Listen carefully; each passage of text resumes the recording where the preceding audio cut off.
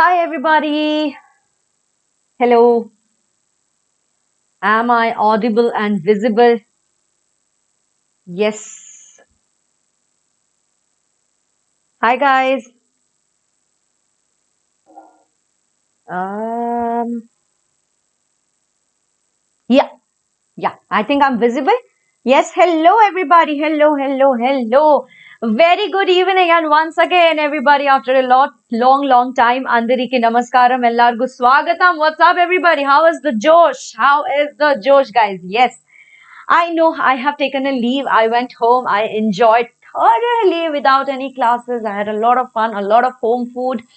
And yes, finally I am back. So quickly go ahead, call up your friends because today we are going to start with P block. I don't know if we will be able to finish because 13 to 18, it is definitely going to take at least 7 to 8 hours. And that I might not be able to do today because, you know, after 8 p.m. you also have Pratik sir and Puneet sir's class, right? So let's see how much we can complete. We will complete that much. What do you all think? Hi Satvik, hi Sangita, hi Sanat, hi Ram.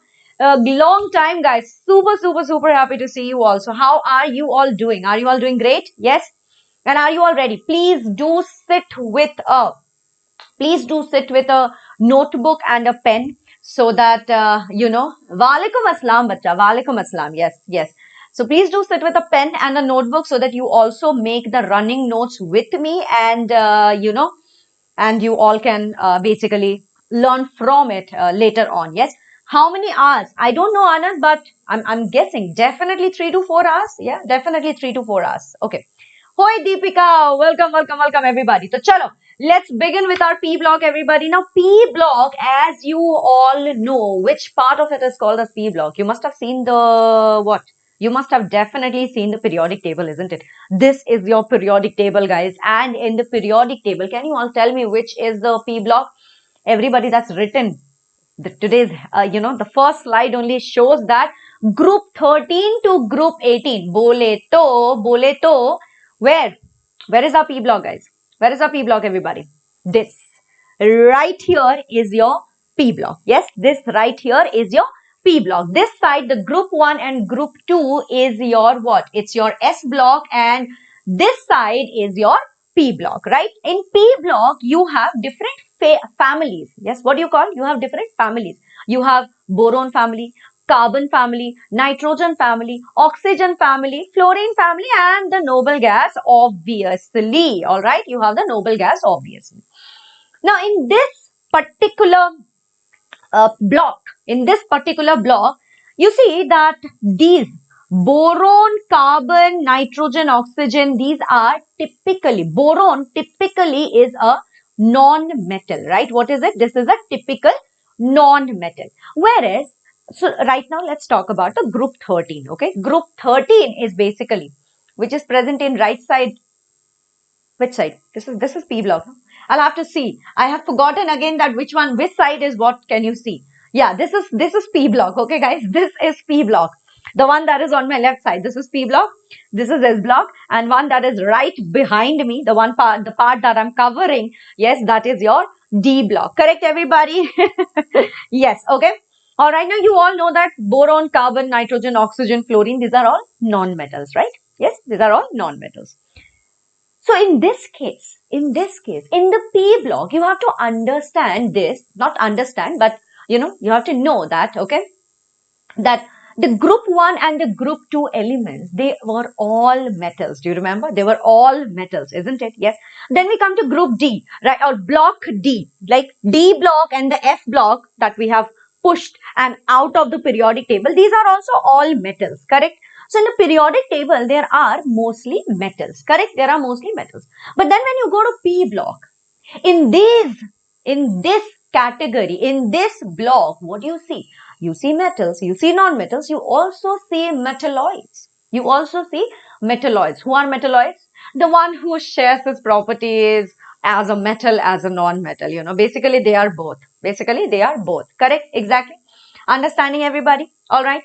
Now in this, how many metalloids are there? In your younger classes, you must have read about this one is a metalloid, that one is a metalloid, and there is a lot of confusion. However, right now, in this standard, and when you are going to give your exam JEE, you have to remember that there are 5 metalloids. Okay, which are these?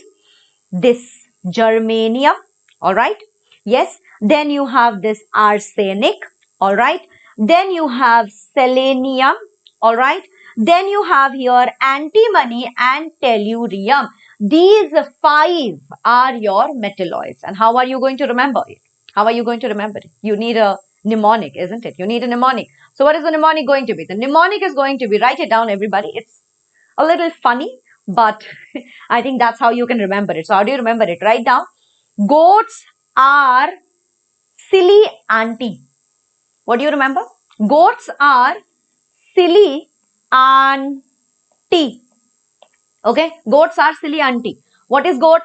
Goat is germanium. Yes, AR arsenic, not AR, but goats are A for arsenic. Yes, silly selenium.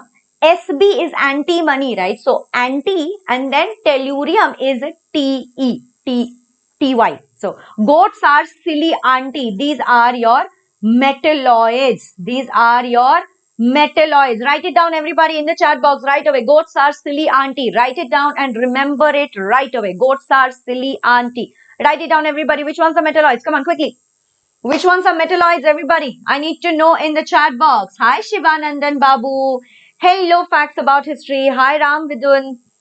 In this session, will you solve questions? Yes, some of it, not too much because it's going to be a little concept heavy. Yes. Hey, Anand, I am teaching you something else. We're learning it in English. What is this? No, we're not going to talk in Hindi. No. Goats are silly auntie. Write it down. What do you have to write? Goats are silly auntie. Germanium, arsenic, selenium, antimony, tellurium. These are your metalloids. Okay, these are your metalloids. Understood? Done, everybody? Is this clear? All right. Now, not goods. Goat, bakri. That one. That is a goat. Okay, goats are silly auntie. Okay, yes.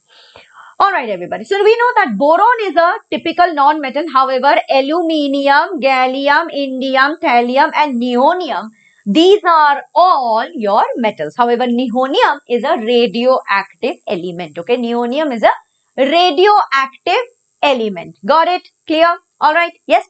Now what do we have to see? We have to check out obviously the electronic configuration. Of course, the first thing that we have to learn is electronic configuration. Now, throughout the P block, you will see that most of the time or generally their electronic configuration is Ns and Np. Okay, what happens is the last electrons enters the P orbital, which is why they are P block, right? Which is why they are P block, isn't it? So Ns, Np, that is the general electronic configuration. However, right now we are going to read about the group 13 elements and their general electronic configuration. What is the general electronic configuration of group 13 elements? We will see that it is Ns2Np1. Okay, what is it? Ns2Np1. Just in case you are not able to see, I'm writing it down again. Ns2Np1. All right, yes. Now we have to write down the electronic configuration for boron, aluminium, gallium, indium, thallium, and neonium. Neonium, we don't talk about it much, okay? We don't really talk about neonium because, like I said, it's a radioactive element, so not much of our use. We don't really write it down. Yes. Hi Revant, bacha. Yes. All of you are here. Yeah, I'm so happy to see you. I thought you must have forgotten me because 1 week I was not here. I thought that you all will forget me, but you guys are my bachus. That's why you are here, isn't it? Thank you so much. Thank you so much. By the way, how is the preparation going up? Have you all studied everything? Chemical bonding, structure of atom, periodic properties, coordination compounds, DNF block. You do not give up on these chapters. Please do study these chapters. We will start with organic chemistry also very soon. There are just few more chapters left that we have to complete. Okay. All right. Yes. These are just few more chapters that we have to complete and then organic chemistry full-fledged. There is no stopping about organic chemistry. We will just keep doing organic chemistry. So now we don't really learn about radioactive elements as such separately. whatever we study in S, P, D and F block. Once P block is complete, we will study S block, then block chemistry is over for you because D and F we have already completed. And then the remaining chapters are thermodynamic, chemical equilibrium, all of those, right? Chemical kinetics, these are few chapters that are left. Once we are done with that, then just organic. We will keep running with organic, okay? All right. So, chalo, let's write down the electronic configuration of the group 13 elements. Now, before you write down the electronic configuration, do you all know what are the noble gases? What are the noble gases, guys? The noble gases, let's write it down, okay? You have Hina, helium, neon, Nina, arrived, argon, okay? Carina, krypton. Then what happens? Xeroxed, xenon. And finally, you have Ranbir, that is radon, isn't it? Yes? Alright, so what do you have? Hina, Nina, arrived, Karina, Xeroxed, Ranbir. Yes? Okay? No problem, Rama Ratnam. I'll tell you, okay? I'll tell you how many questions can be asked in JEE Main from chemical bonding. From chemical bonding, you will be asked maximum 2 questions, but chemical bonding is a fundamental chapter. If you do not study chemical bonding, you will not be able to attend organic chemistry, okay? Organic chemistry, the basics of organic chemistry is actually lying in chemical bonding. So it's very important that you do that chapter. Like mole concept, there will be 1 question, but it's very important that you do that chapter because it is the very basic of chemistry. All right? Yes. Rama, I'll do that. I'll do a different video on that, the question that you are asking. Okay. All right. So what did I say, everybody? What is the mnemonic to remember your noble gases? How can you remember your noble gases, everybody? Hina, Nina arrived. Karina, Xeroxed, Ranbir. Okay. What did I say? What did I say? Chalo, let me write that down here. Hina, Nina arrived. Yes. Karina, Xeroxed, Ranbir.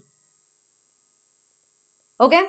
All right. That is how you remember it. Now we have to write down the electronic configuration. So you will keep this noble gases in brackets.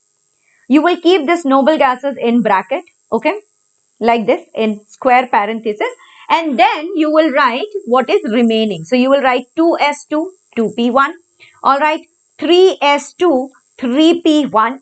But the moment there is gallium, you know, just before gallium, you have the whole D block elements. Remember the periodic table? Check it out here. If you don't remember, see, just before gallium, you have the whole 3D series. You have the whole 3D series, that is scandium to zinc lies just before gallium. So what will happen here? Now what you will write is, you will write here 3D10, 4s2, 4p1. Because the general electronic configuration is still ns2 np1, isn't it? Yes, the general electronic configuration is still ns2 np1. So ns2 np1 is still there, but 3d10 comes in. Okay. Now what about indium? For indium, you will write it as 4d10, 5s2, 5p1. All right. Yes. Then for thallium, what do you write? For thallium, you write it as 4f14.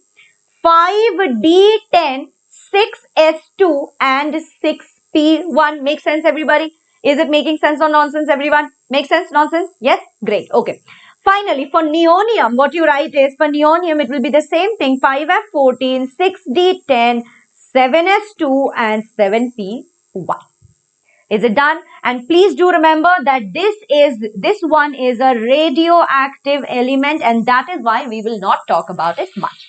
Now coming to the point that, ma'am, how do we remember that these are our group 13 elements? So very easy, very simple. How can you remember it? Is you can always write it down as Bal Gangadhar, BAL. See, boron, aluminium, Bal Gangadhar, Indian Tilak. Okay, Indian Tilak. All right. Or in Hindi, we used to learn it as Bangan Aloo Gajar in Thali. Okay. Bangan Aloo Gajar in Thali. Bangan is brinjal. So brinjal, aloo, gajar in Thali. Gajar is carrot. Or you can write it as Bal Gangadhar Indian Tilak. This is how you can remember it. Okay. All right. Yes. So that is boron, aluminium, gallium, indium and thallium. All right. These are the ones that you have to remember. Done, everybody? Is this clear? Is this clear, everybody? Is this clear? All right. Yes, everybody. Cool. This is clear. Bag it is also possible. Yes, you can also remember it as bag it. Bag it is it's a brand. It's a bag brand. So yes, bag it can also be used. Whatever you want, you can use it. Okay, whatever you want, you can use it. It's very simple, very easy. This I leave it to you. This I completely leave it to you. Whatever you want, you can learn it. Okay. Now, what about the group oxidation number? While we are at electronic configuration, if you remember in the redox reaction chapter, which I did just before I left for my holidays, if you remember in the redox reaction, do you remember the maximum oxidation state that we spoke about? Do you remember the maximum oxidation state? And we spoke about it that the boron family, which is which has basically 13 group number, right? What is the maximum oxidation state? +3, right? Then we come to BC, carbon family, group 14. What is the maximum oxidation state, everybody? The maximum oxidation state right here is, of course, +4, everyone. Do you remember? Yes, then we come to nitrogen family, which is basically your 15 group. And what is the oxidation state? Maximum oxidation state, we are talking about +5, right? Then we have oxygen, 16 group and +6, and then you have fluorine, which is in the 17th group +7, and obviously the noble gases, that is neon family or helium family, whatever you want to say. Yes, that will be basically 18 group, and it will show you +8. Acha, by the way, fluorine cannot show +7 oxidation state, okay? Fluorine cannot show +7 oxidation state because it's the smallest. And we will talk about it in detail that the smallest one, the first element, this BCNOF, the first element of the family or the first element of the group always behaves a little weird. You must have seen in your family also, if you are the younger sibling, you will be the weird one out. Sorry, no offense, please don't take offense, but I see it in my house that I have a younger brother and that one is a very weird fellow.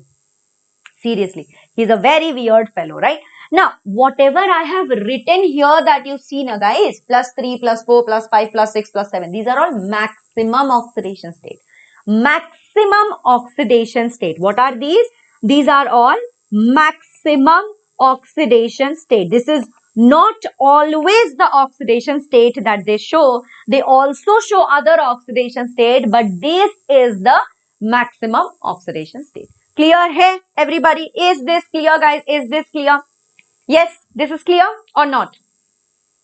Quickly write down la la la in the chat box if this is clear, everybody. If this is clear, I need la la la in the chat box. Write down la la la so that I understand that you all are clear with it. Good evening, Rajendra. Welcome to the session. Quickly write down la la la, guys.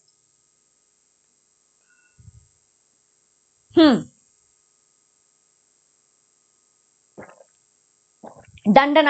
All right. Now we go to another topic, that is your atomic radius, ionization energy and electronegativity. By the way, you actually do know about this because remember periodic properties.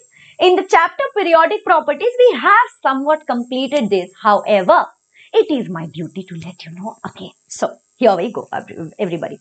Achha, what happens to atomic radius? Everybody knows that as you travel top to bottom, the shells increase. So we know, we understand, or we generally think that the radii has to increase, okay? That the radii has to increase. But does that happen? Does that really happen? It doesn't. Why? Because you see, check it out. Everybody, look here. You see that boron, okay? You see everybody, boron here. What happened to this? Why is this not writing? Okay, now check out here. There is an exception here. Okay, there is an exception. Why do you see this exception? Because you see that here boron and aluminium. Boron has a chotu atomic radii than aluminium. Okay, all right, that makes sense. But aluminium has a bigger size than gallium. Why? Why is this happening? Why is this happening? Why? Here there is a anomaly. Here there is an exception. Do you know why? Because if you remember, I showed you the periodic table and I told you that just before gallium, you have the whole 3D series. You have scandium, titanium, vanadium, chromium, manganese, iron, cobalt, nickel, copper and zinc, right? Because there is the 3D series has entered, and you know that the d orbitals, they have a poor shielding effect. Am I right? The d orbitals, they have a poor shielding effect. That means they cannot shield, right? The nucleus can actually see the last electrons and it can hold on to the last electron. They have poor shielding effect, which is why there is a decrease in the size of gallium and aluminium size is a little more. What do you write here? You write here, if they ask you in the examination, which they have, okay, a lot of times they have asked you about atomic radii. This is an exception, you have to remember. What do you write? You write that poor shielding effect of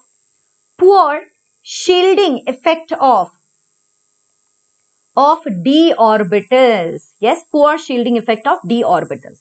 Acha, now do you see that there is another anomaly, everyone? Please check it out. Do you see that indium and thallium, it is written as an equivalent sign, right? Do you see here? Check it out here. Indium and thallium, they have equivalent sign here. Why so? Why is it equivalent? Because before thallium, what happens? The f orbitals, the f block elements, they have been introduced to the periodic table. So if they ask you that why is there not a very prominent increase in the size from indium to thallium, then what do you write? You write that. What do you write? You write poor shielding effect of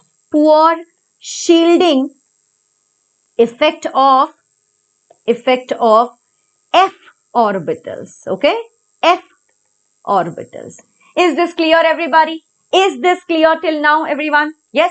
All right. Then comes ionization energy. What happens to ionization energy, everybody? I hope you remember. Ionization energy is basically the energy that is required for you to take away one electron, right? So there is this atom. Yes, you know that the nucleus is holding on to the electrons, right? And the nucleus is not going to let you take the electrons very easily. Obviously, no, because it wants its own stability, right? The atom wants to be in its stable state. The atom is like, hey, why are you taking my electron? Why are you taking my electron? Right? So, for you to be able to explain that why am I taking the electron, you give it energy. It will be like, take it. Take it. My stability is managed. I have my electrons. I have my energy. You take the electron. Otherwise, it will not give you. Otherwise, it will not give away the electron. So that is your ionization energy. Your ionization energy is nothing but the energy that you give to take away one electron, right? Now, if you clearly see that as the size is small, ionization energy is more. Why? Size is small. The nucleus and the electron, they're very close, right? Yes. If I'm holding on to something with both my hands, will it be easier for you to take away that thing? But if I hold it with one finger, you'll be like, take it and go. You'll be able to just take it and go, right? Everybody. So that means here the nucleus and the electrons are very close to each other and it becomes very difficult for you to take away the electron. And hence you will see that boron has the highest ionization energy. All right. But then you see that it is thallium. Check it out, everybody. Right here. In this table, you will see. In this table, you see that boron has 801 kilojoule per mole. That is the first ionization energy. And then it is thallium. Why? Remember, poor shielding effect of f orbitals. F orbitals are basically, you can say that it is a torn curtain. If I want to cover my house and if I want privacy, right? I don't want my neighbors to pry into my life like, what is Nabamita doing? She is watching TV, she is eating food, she is sleeping. If I don't want somebody to pry into my life, what do? I will put a good curtain, right? But if my curtains are only fata hua, if my curtains are only torn, people will be able to see what is going on in my life, isn't it? People will be easily able to see what is going on in my life. The f orbitals are like that. The f orbitals are torn, old curtain, and you can see exactly what is going on. The nucleus can easily see what is going on where the electron is and it will hold on to the electron. Hence, it becomes harder for you to take away the electron from thallium. So, thallium is next. Boron has really high ionization energy because obviously chotu size. Then comes thallium, then comes gallium, then comes aluminium, and then comes your indium. Indium has the least ionization energy. Ha Babu, Nabila, yes, yes, yes. Organic also I will only teach you. Thermodynamics also I will teach you. Prajit, today I thought actually P block has a higher weightage. Like I told you, inorganic chemistry is very easy. And I told you, remember I gave you a challenge also. Do you remember? I told you that complete coordination compound, DNF and P block and periodic properties. Hence, because I have given you the task, it is my duty to also complete P block. Now, so we'll complete P block because it has higher weightage. Then we will go to thermodynamics, chemical kinetics and chemical equilibrium. After that, organic, then you will be like, ma'am, please stop organic, ma'am, we can't. But that time I will only take organic because I believe that organic, if you do it at the end, it will all be fresh in your mind. And when you are going to give the exam, just with one revision, you will still be able to clear your organic. So that's my idea. Yes, I hope that you also will agree to it. Do you all agree? Yes, do you all agree? The previous playlist is not there, kya Krishna? I will ask my channel manager and we will fix it. I will ask my channel manager and we will fix it. Don't worry about it. Everything must be there. It will be all there. Don't worry about it. So do you agree to my mentality here? My mentality is, see, inorganic, very easy, high weightage, complete it fast. Physical, all calculations, you will need to calculate. Only then you will be a pro in physical. But organic, you need the approach. Once we are clear with the approach, you will be able to clear your organic chemistry also. But you start with naming reactions. Naming reactions, you start with your start on your own. I will get there. I will also be there with you. Chalo, moving on everybody. So is this clear, guys? Ionization energy is clear for you, that why ionization energy is much more for boron and then it is there for thallium and gallium. See again, acha, why is it thallium and then gallium? Why not aluminium? For gallium also what happened? Poor shielding effect of d orbitals. Poor shielding effect of d orbitals, which is why ionization energy of gallium is more than aluminium and indium. Done. This is clear, everybody. Everybody, it is clear with you all. Yeah. Achha, now we come to electronegativity. Yes, electronegativity. When will you start teaching physical chemistry? Prajit, you know what song I remember? That song there is there, no? Jago, grahak, jago. Have you heard that that advertisement regarding consumer this thing? Consumer court. Bacha, physical chemistry has been long going on. I've completed so many chapters in physical chemistry. Yeah, redox, electrochemistry is done.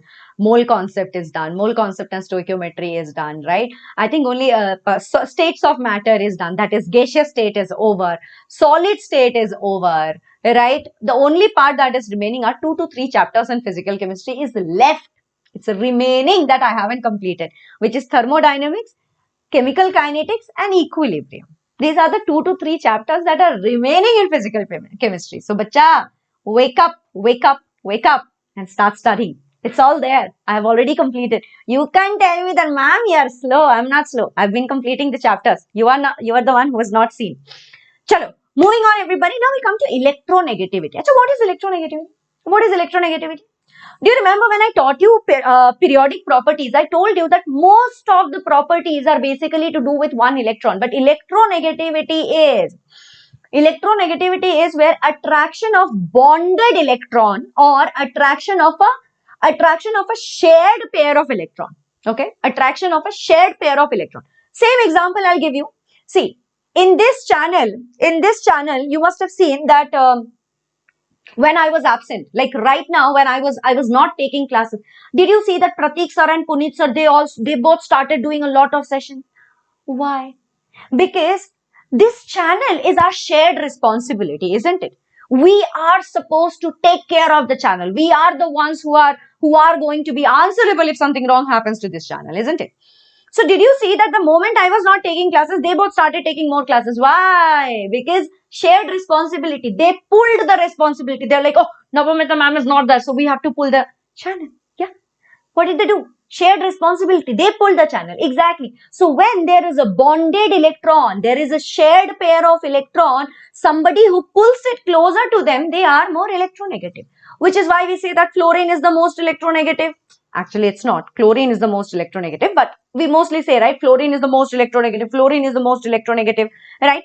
Yes, there is a debate between fluorine and chlorine all the time. You know that, right? Fluorine is the most electronegative. Why? Because fluorine can pull the shared pair of electrons. So when it comes to electronegativity order, Babu, you understand, right, that boron has the highest electronegativity, everybody. Boron has the highest electronegativity. Are you getting my point, everybody? Yes, boron is the highest electronegativity. All right. Aluminium has the least, then gallium, then indium, and then thallium, and boron has the highest electronegativity. Cool, everybody. Do you all see it? Do you all see it? Why is it highest, by the way? Why is it highest? If you are thinking that, ma'am, but no, boron is very small, no, why is it highest? Arey Baba, that's why. Boron is smallest now. So the nucleus can easily see that the electrons are right here. That the electrons are right here. So what will it do? It can see that, oh, the pair of electrons are right here. It will try to get it closer. It will try to hold it on closer. So that is why boron has the highest electronegativity. Easy peasy biryani tasty? Yes? Easy peasy biryani tasty? Everybody? Clear hai? Clear hai? Got it? Is this done? Electronegativity, ionization, energy order of radii is done, isn't it? Yes. Now, what if I ask you, electronegativity is done, but what if I want to ask you that, bacha, what about electron affinity? What about electron affinity? If we want to talk about electron affinity, okay? Sure. Let me write it down here, huh? Let's write it down here. How to remember all this? Practice. Practice. And why I'm telling you the stories, you'll have to remember it with the stories, okay? Always remember it with the stories, okay? Electron affinity. Acha, tell me, what does this word tell you? Electron affinity. The moment you hear this word, what do you understand by electron affinity? Tell me. What do you understand by electron affinity? Definitely, you understand that electron affinity means somebody who wants to love the electrons. Somebody who wants to love the electron, right? See, electronegativity, boron has the highest. But when it comes to electron affinity, if you ask boron to take just one electron, like you tell boron, एक electron, one electron you take, no, one electron you take, no, boron will be like, no, no, no, no, no, please, no, no, no, no, no. Why? Small size. Again, small size. It's such a small size that if you try to push one electron, it will be like, bro, why, bro? I already have electrons, no? The other electrons that are already present, they will repel it. They will be like, no, no, no, no, no, no, no, don't want, don't want, don't want. They will repel that electron. Getting my point? Electronegativity, boron has the highest. Electron affinity, what is the trend? The affinity trend is somewhat like this. Boron has a lesser electron affinity than aluminium. But aluminium has more electron affinity than gallium. Then comes indium. Alright? Then comes indium. Getting it? Getting it? Alright? Yes? Got it? Cool. Yeah, I will teach you first year organic also. Don't worry about it. So is this clear, everybody? Is this clear? Yes. Very good, Rajendra. Very good. Absolutely correct. Yes, you are right. So we are done with the properties, that is atomic radii, ionization energy, electronegativity order, and electron affinity as well. I have taught you all of these. Cool. Now we come to oxidation state. Now we come to what? Oxidation state. Achha. So guys, once again, let's go to the general electronic configuration. What is the general electronic configuration of this group? If you remember, the general electronic configuration is Ns2Np1. So that means that one electron from here and two electrons from here can go, and that means that it can come to +3 oxidation state, right? Right, everybody? +3 oxidation state can be seen. So you can very carefully see that boron, aluminium, gallium, indium, thallium, all of them show +3, +3, +3, +3, +3. But As you try to see from the bottom, you see that thallium, indium and gallium, they also show +1. They also show +1. That means that they don't want to share this NS2. They only want to give away the NP1. Why? Why? Because there is something called as you all can see here, okay, no, let me move this side. As you all can see here, that +1 oxidation state arises due to inert pair effect. Now you are going to ask me, ma'am, what the hell is the inert pair effect, ma'am? There will be a question, what is inert pair effect? Look at the name. Look at the name. You guys all understand English, which is why I'm teaching you all in English, isn't it? Yes. Look at the name. What is the name? Inert pair. Pair. That means there are 2 electrons. Pair. So 2 electrons. Yes. And you are going to ask me, what is inert? Inert, basically, we say that na, the noble gases are inert. The noble gases are inert. So pair of electrons which act inert. They don't want to be bonded. So that means 2 electrons, they are not available for bonding. They are not for bonding. And where do you see 2 electrons, Babu? Bachos, where do you see 2 electrons? NS2. The NS has 2 electrons and that is not available for bonding. That is inert pair effect. Now you will ask me, Achha, so if in boards they ask you what is inert pair effect, how will you write? Let me write that for you also. Yes, let me write that for you. The reluctance, this is beautiful English, okay? Beautiful English we will write, okay? Nabila, I have done coordination compound also, but I'll show you what are the chapters that are done, huh? Don't worry. I have done complete coordination chemistry in 2 shots I have done, okay?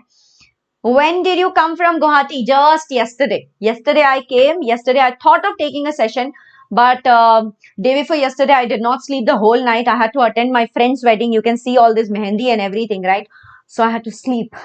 I was not presentable. I was looking horrible. If you would have seen me in front of the camera, you'll be like, wow, ma'am, this is you? What happened? So I had to sleep, I had to take rest. But see, that's why I am in full energy and full josh to be able to take the class today, right? If I was taking a class yesterday, it will be like, wow, what happened? What's up, guys? So yes, I came yesterday and I also came home. I reached home by around 3 or 4 p.m. So I was absolutely not ready. Yeah, guys, long holiday. Amazing fun I had. Yeah, mom cooked food. Friends' wedding. I met so many of my school friends. Amazing, amazing time I had. And now back to work. Back to work. But anything for you guys. You also have your exams. You also have your exam. Ma'am, please can you keep the lesson wise in description? I will. I will. Okay, Sanjit? I will. Acha, guys, let's come back to the inert pair effect. What is inert pair effect? What did I say? The reluctance of valence electron, okay, valence electron in the s orbital. Thank you, Bhuvan. Yes, in the s orbital. Yes, to be available for bonding. To be available for bonding. But this is something that you write only in your board examination because this is beautiful English. Otherwise, what do you know? Inert pair. A pair of electrons that are not available for bonding. And which are the pair of electron? NS2. That's it. Done? Okay. Yes. Now, while we are at inert pair effect, okay, please know that inert pair effect is only shown by majorly it is shown by 3 elements. What are those? Thallium, lead, bismuth. Yes. Thallium, lead, bismuth. Yes. Are you getting my point? What did I say?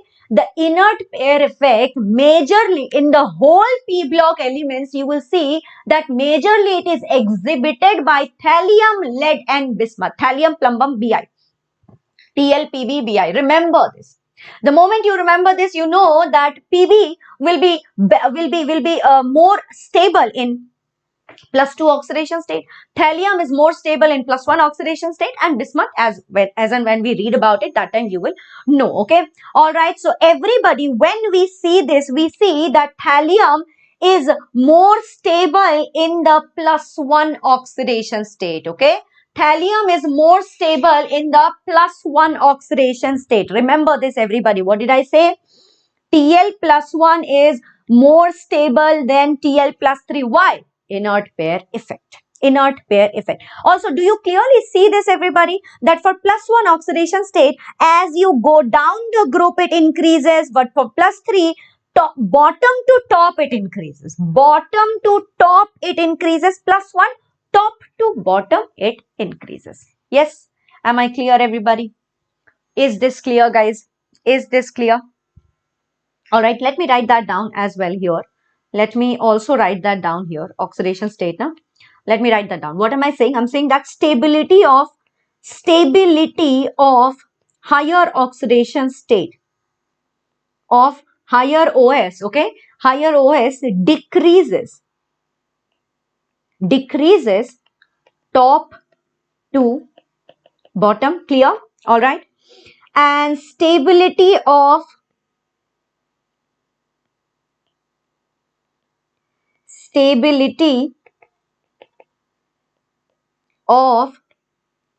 lower OS increases top to bottom. Yes. Everybody, are we all clear with this? Yes. Are we all clear with this? No, boron is not a metalloid. Boron is a typical non-metal. It's there. It's written in your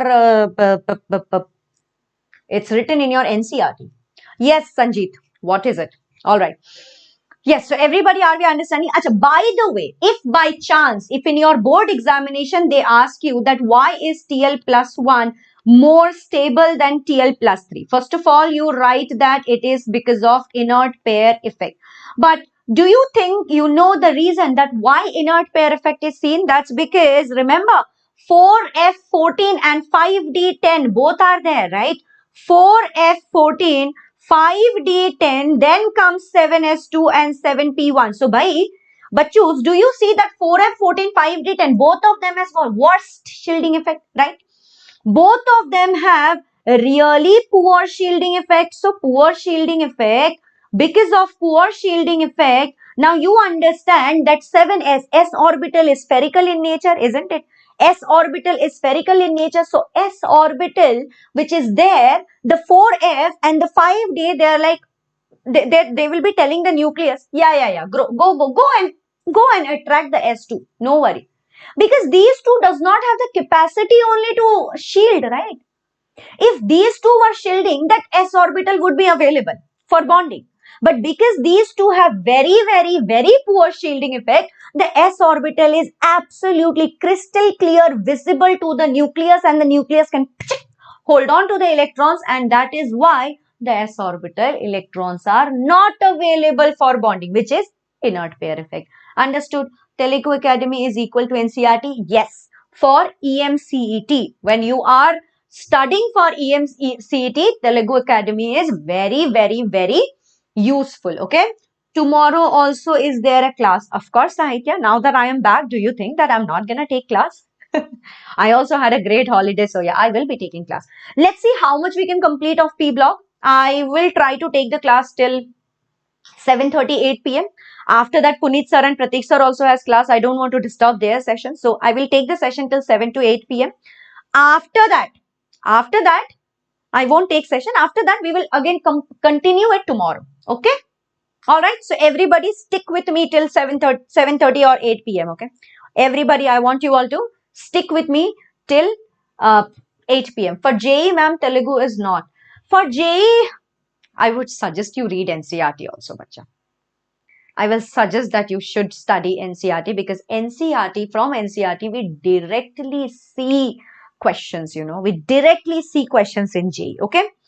Acha, now there is another thing that I want to tell you, that this is also something that you have to remember. Just a second, I'll just write this a little this side so that I have more space here. Okay. What are the things that we have just, I have told you that Tl+1 is more stable than Tl+3. Why? Due to inert pair effect. right? And then I told you that it has a electronic configuration 4f14, 5d10, 7s2 and 7p1, isn't it? Yeah. So that means that these two have poor shielding effect.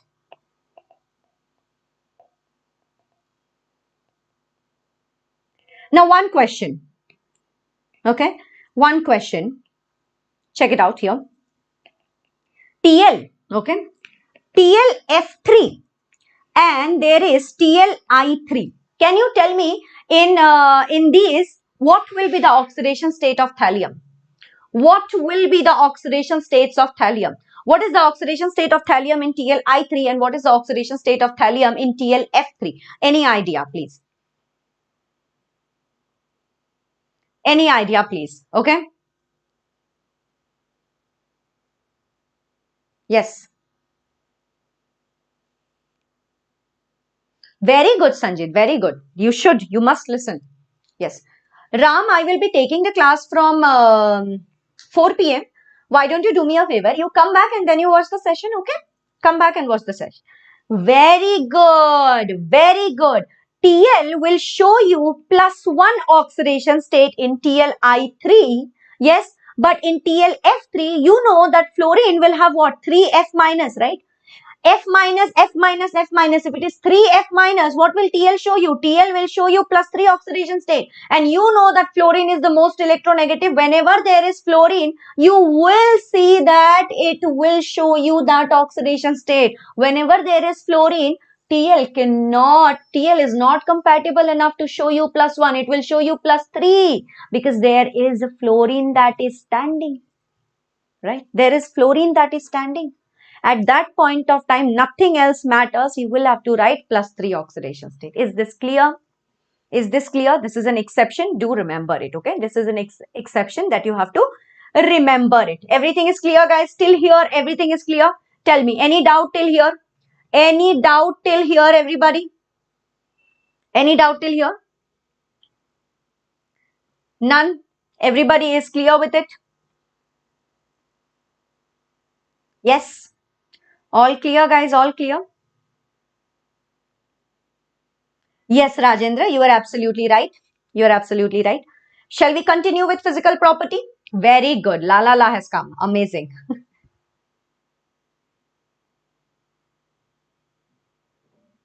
Thank you so much, Sanjay. Thank you so much. Okay. All right. Now we come to physical property. So when we come to physical property, you know what we see? We see that boron is really hard metal. Okay. Boron, first of all, it is a typical non-metal. That is what is written in your NCERT. Alright. In your NCERT, you will find that it is written boron is a typical non-metal and which is what I have written here also. See, non-metallic, extremely hard and black colored solid. You know what you can remember? Do you know diamond? You all know diamond, right? Yeah. You all know what is diamond, isn't it? Great. So, diamond and boron are likewise, we can say. We can say likewise. Why? Because extremely hard, extremely high melting point, extremely high boiling point, all right? Yes, and just like diamond. Also, boron has a very strong crystalline lattice. What do we say? We say that boron has strong crystalline lattice.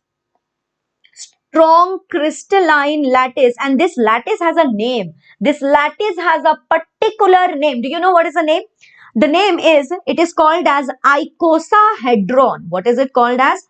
Icosahedron structure. Boron has a icosahedron structure. This is not present in your NCERT. Extra information, write it down. But they have asked you in JEE previously as well. Icosahedron structure. Do you know what is the characteristic of this icosahedron structure? It has 20 face. It has 20 face. See, just like diamond. Have you seen diamond? Diamond shines from each of the face, and diamond has lot of faces, right? Lot of faces like this, isn't it? Yes, and from every face you will see some shine, right? And there are like points also. Do you see? Like every face, wherever it joins another face, there are points. Have you seen that? Yes, there are points also. Yes. Hi, PUMS. Have you seen? Have you seen? Bacha, this is English. The name of the channel itself is JEE English, so I'm very sorry. If you want to learn in Hindi, you can definitely check out JEE Vedantu Hindi. There they are teaching in Hindi, but here, because the channel name is JEE English, I'll have to teach you in English. I'm so sorry. I know I can speak in Hindi. मैं बहुत अच्छी हिंदी बोल लेती हूँ. In fact मतलब हिंदी ऐसा बोल सकती हूँ कि हिंदी मेरी द्वितीय मातृभाषा है, लेकिन इस चैनल में मैं हिंदी में नहीं बात कर पाऊंगी. I have to teach you in English. Okay? All right? Okay?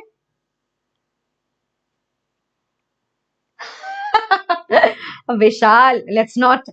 From now on, see, I'm in a positive mental state now. I am not going to look at those comments at all.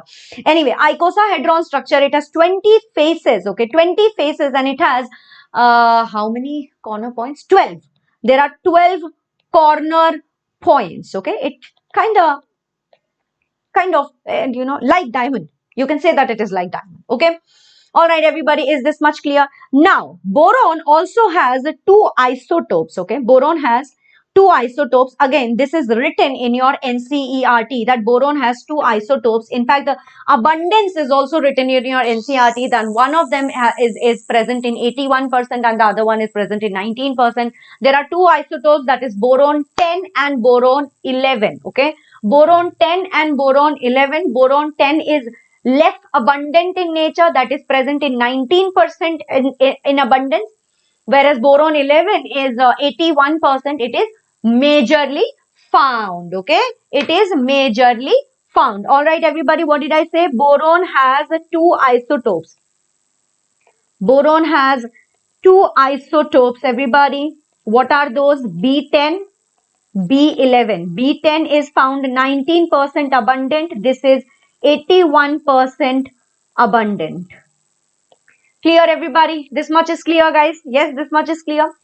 Now, because of its strong crystalline lattice, obviously it will have a high melting point. Do you remember the diamond also has very high melting point, isn't it? So boron is the one non-metal that is very hard. Otherwise, all the other elements that are present in group 13, they are soft metals. What do we call them? We call them as soft metals. Do you see it? We call them as soft metal. Yeah. Now, if you come and look at the density, everybody, you will see that the density is less for boron. Why? We just said, no, that boron is very, what do you call it? Boron is strong crystalline. But how come density is less?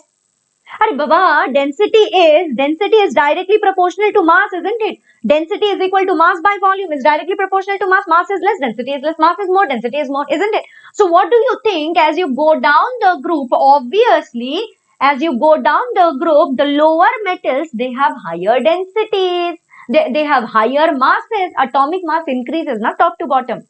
Atomic mass increases, not top to bottom. So what will happen? Mass increases, density increases, and that is why you will see that thallium has really high density, then indium, then your gallium, then aluminium, and then boron. Boron has the least density. Clear? Is this clear to you all, everybody? Is this clear to you all? Now, one more thing that you have to know is aluminium, right? Aluminium has a lot of chemical similarities to boron. However, not exactly, but aluminium has many chemical similarities to boron. You will see. When we learn about AlCl3 and B2H6, you will be like, no, whoa, how is this possible? How is this possible? Arey, thank you so much, Saitya. Thank you so much. Thank you so much, bacha. Anyway, what did I say? I said that aluminium has similarities, not similarities, chemical similarities. Let's write, has chemical similarities with boron.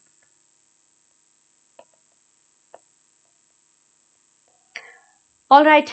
Yes, everybody. Now, boron. How does it occur in nature? Do you think that you will find, you dig out the crust and you will be like, wow, boron. Is that how it is going to be? Is that how it is going to be? Obviously not. So how is it available in the nature? In the nature, boron is available as, boron is found as, yes, borax. Boron occurs as borax. We will study about that also. Boron occurs as borax. Okay, what is the formula of borax? Na2B4 O7 dot 10H2O. But that's not the actual formula. We will talk about that also. Okay, that's not the actual formula. It also occurs as boric acid or orthoboric acid, same thing. Boric acid and orthoboric acid, the same thing. If you find one of the type in your exam, don't get confused that ma'am did not teach this. Boric acid, orthoboric acid are same. What is it written as? It is written as H3BO3. Clear? Banana bond. We will read about it. We will read about it. Yes. You have already done P block. Nah. Last year I did. This year I haven't done. This year I haven't done it yet. Yeah, this year I haven't done it yet. This is the first time I'm teaching you this. Acha. Now we have to write down some more physical properties. Okay, so I'm going to write it here. Physical properties. These are few things that you have learned in the chapter metallurgy. When we read about metallurgy, that time you will see that they will tell you. Acha, aluminium occurs as what? Everybody knows that, right? Aluminium occurs as bauxite, isn't it? It's found in the nature as bauxite. What is the formula of bauxite? Bauxite can be written as Al2O3 dot 2H2O. This is your bauxite. But it is also, yes, it is also found as cryolite. Cryolite only, na? Cryolite. Cryolite. What is the formula of cryolite, everybody? Write that down. Na3Al F6. Okay. All right. This is the physical properties of aluminium and boron. Clear here, everybody? Is this clear to you all? Any doubts in the physical properties here? Any doubts in the physical properties, guys? Yes? Nothing? All done? Now, shall we go to the chemical properties then? Shall we go to the chemical properties then? Thank you, Lokesh. Most welcome, bacha.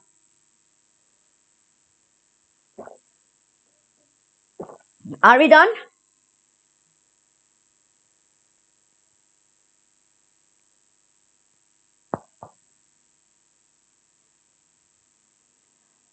That Al2O3H2O, that is only bauxite, na? I've told you, bauxite is done. Then cryolite, cryolite also I told you. Right?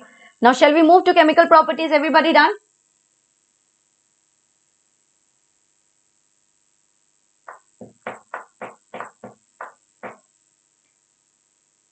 Okay. All right. Now, let's come to reactivity towards air. Okay. Achha, when we talk about air, tell me something. In air, what are the components that you will find? Everybody knows that in air you have oxygen and in air you have nitrogen, isn't it? Yes. We have oxygen as well as we have nitrogen. But before that, now, let's talk about reactivity towards air only. So, let's write down reaction with oxygen. Reaction with oxygen. Just before this, what did you study? Boron has a really strong and hard crystalline. Yes, really strong and hard crystalline nature, isn't it? So, if I take crystalline boron, if I take boron just like that, right? If I take boron just like that, and if I try to mix it with oxygen, do you think you will be having a reaction? Do you think you will be seeing any reaction? None. None at all. Nothing. You will not be able to see any reaction. But if you take amorphous boron, that means if you pot and powder it. Yes, if you powder the boron, guys, if you powder the boron, what will you see? Boron plus oxygen, what will you see? You will see B2O3. You will see B2O3, right? Yes, everybody. Done? Yes? Great. Now, apart from boron, what will happen if I make this whole group react, then what will happen? Al plus O2 will give you what? Al2O3. Now, tell me, gallium plus O2, what will gallium plus O2 will give you? Ga2O3, right? Now, if I make it react with indium plus O2, what will happen? Indium plus O2. Indium plus O2 will give you what? In2O3, right? Yes. Then I have Tl plus O2. This time, this is an exception. What will you get here? Now what you will get is, you will be getting Tl2O, because remember, thallium is more stable in its +1 oxidation state, isn't it? Yes. Hi all rounders, welcome. Yes, I can see your chat. I can see your chat, but however, I'm not focusing on that. I'm focusing more in teaching you. All right. Yes. Now, let's come to reaction with nitrogen. Reaction with nitrogen. What will you see? Yes, what's your doubt? Yes, what's your doubt? Okay. So once again, if I take just normal boron, that is crystalline boron plus nitrogen, what will I get? If I take normal boron, B plus N2, what will I get? None, no reaction. Why? Crystalline, very strong crystalline lattice. It will not want to react at all, isn't it? It will not want to react at all. But if I go to amorphous, guys, if I take amorphous boron, then what will happen? Amorphous boron will give me what? Bn. Now you will ask me, ma'am, how Bn? How Bn? Arey baba, same thing. Boron and nitrogen. What is the valency of nitrogen? -3. What is the valency of boron? +3. So B here 3, B3N3. B3N3 can also be written as Bn, isn't it? Simplify it. I've simplified it and I've written this as B3N3. Correct? Yes. Now if I take Al, okay, if I take Al plus N2, what will I get? I will again get AlN. Okay, same thing. All right, everybody, is this done? Clear hai? Clear hai? This is the exact same thing that is written to you. Okay, this is exactly. Acha, I'll move. Now see. Yes, I've moved. Now see. Clear?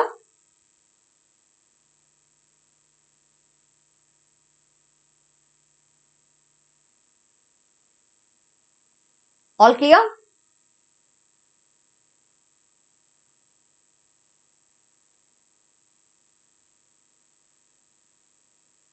All righty then. All right, chalo. Moving on. This is the exact same thing that is written in the tabular form. Better. So you will be getting the notes in the Telegram channel. But once I have completed the chapter, I will not be able to give you half and half, because I'll also have to. I have written some bits of it in a different app, some bits of it in this app. So what I'll do is I will combine all of them and then I will send it to you. Okay. Once the chapter is over. So today I'm teaching you. Probably today we will only be able to finish the boron family and maybe just a little bit of carbon, because carbon will take you some another 2 hours. There is anomalous properties of carbon. There is catenation that we have to study. A lot of it. So carbon, maybe I think it will be better for us to be in a fresher mind and then study. So let's try to complete this part. Okay. All right. Now, if you see, guys, we have to talk about the oxides as well. Okay. When we talk about the oxides, do you know what we see? We see what happens is B2O3. Boron is what? Boron is a typical non-metal. And from a very young age, we know that non-metallic oxides are acidic in nature. Am I right? Non-metallic oxides are acidic in nature. So does it make sense that B2O3 will be acidic in nature? It does make sense, correct? Yes, it does make sense, everyone, isn't it? Isn't it? Does it make sense or not? Come on, guys, let me know. Let me know, right? Great, okay. Then we come to aluminium and gallium. Aluminium and gallium, they show you amphoteric oxides, okay? They show you amphoteric oxides. And finally, you see that indium and thallium, they are basic in nature, okay? They are basic in nature. All right. Yes, everybody. Acha, one more thing that I haven't told you is, let's write that down here. Boron, we saw that borons, what is the oxidation state? When we spoke about oxidation state, right? When we spoke about oxidation state, we said that from boron, aluminium, gallium, they will show +3 oxidation state, isn't it? Yes. Did I say that P block is chotu chapter? It's not, sorry. S block is a chotu chapter. P block is quite a huge chapter. Sorry, that was my mistake. P block is quite a big chapter.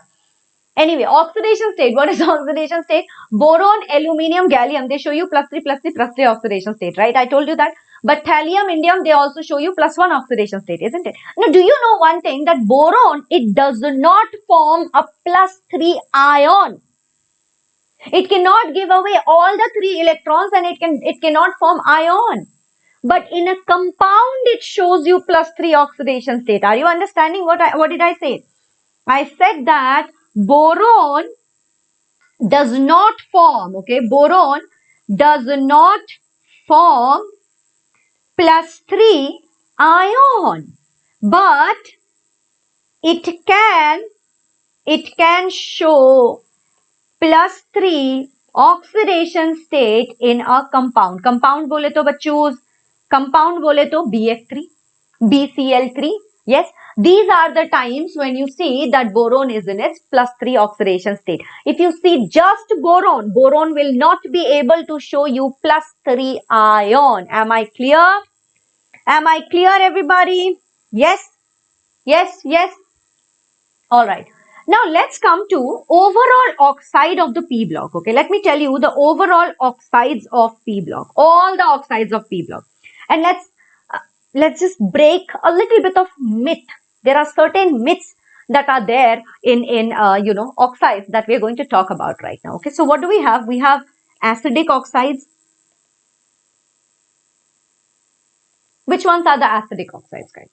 No, before that, first of all, let's actually learn the amphoteric oxides, because that's the most important one. If you remember amphoteric oxide, then rest all becomes easy. Okay, so first of all, let's write about the amphoteric oxides.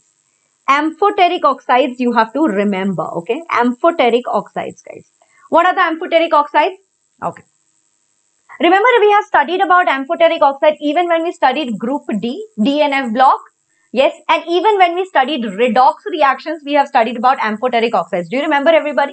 So in that, in those 2 chapters, we learned that Zn, Sn, yes, Zn, Sn, Be, beryllium, Al, all right, Pb, and gallium.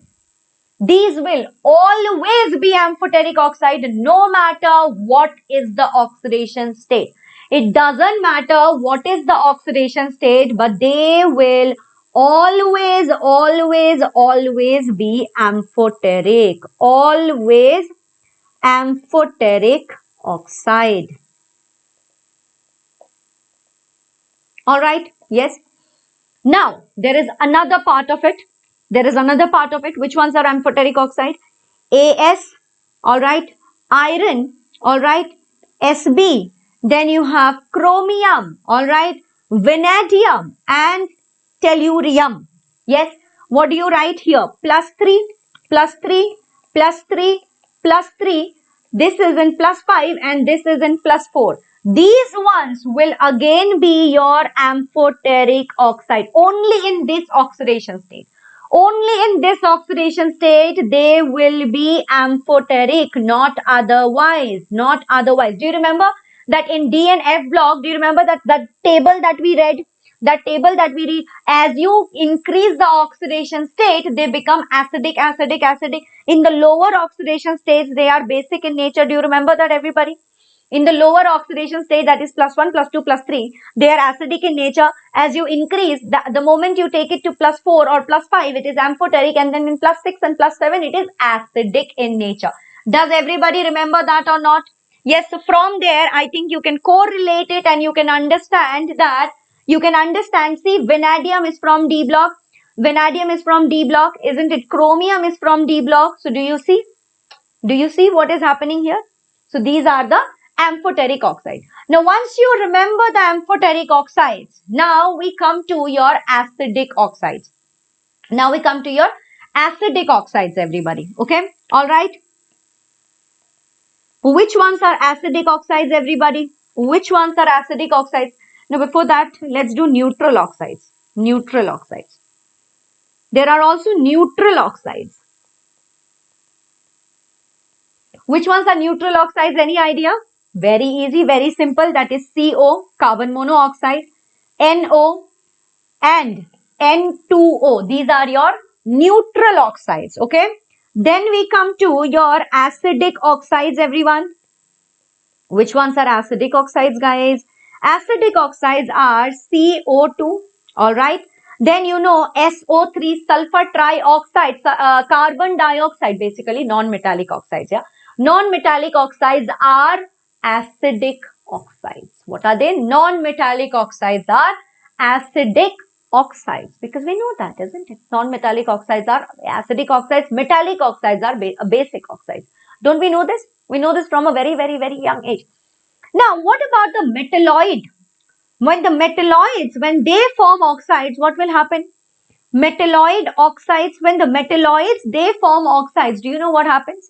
Yes, apart from the amphoteric oxides, you just saw, right, that what happened here? See, arsenic, all right, lead, gallium, all right, Sn, these are, apart from the amphoteric oxides. Which ones are the amphoteric oxides? Which ones are, what am I saying? Which ones are the metalloids, guys? Metalloids are goats are ciliantes, isn't it? Goats are ciliantes. Yes. So what do we have? Ciliantes. Antes, antimony and tellurium. Antimony and tellurium. See, tellurium is an amphoteric oxide. Correct? Yes. So apart from the amphoteric oxides, rest all the metalloid oxides are acidic oxides. Okay. Apart from the amphoteric oxides, rest all are acidic oxides. That means that if germanium forms, if gallium forms this thing, not gallium, sorry, if germanium forms an oxide, then what will happen? What will happen? Is germanium present? Is germanium, do you see germanium in the amphoteric oxides? Have I written anywhere germanium? No. So germanium oxide is going to be acidic in nature. All right. Yes. What about selenium oxide? Do you see selenium anywhere? No. But antimony is here. So selenium, because it is not here, what will you see? You will see that selenium oxide will also be acidic oxide. Got it? Clear, everybody? Yes? Clear? Done, guys? Now we finally come to, let's say, acidic. Acidic is done, right? Basic. Namit, this chapter, how much, ma'am? This chapter will fetch you 2 to 3 questions in JEE. This chapter will fetch you 2 to 3 questions, okay? Now we come to basic oxide, guys. Which ones are basic oxides? Which ones are basic oxides, everybody? Basic oxides, remember this, everyone. Yes, we know that from a very small age, we know that all the metal oxides are basic in nature, right? That's not the case. All the metal oxides are not basic in nature. What you see is that if the metal is in +1, +2 and +3 oxidation state, will be basic in nature. All right. Metal in +4 oxidation state will be amphoteric in nature. All right. It will be amphoteric in nature.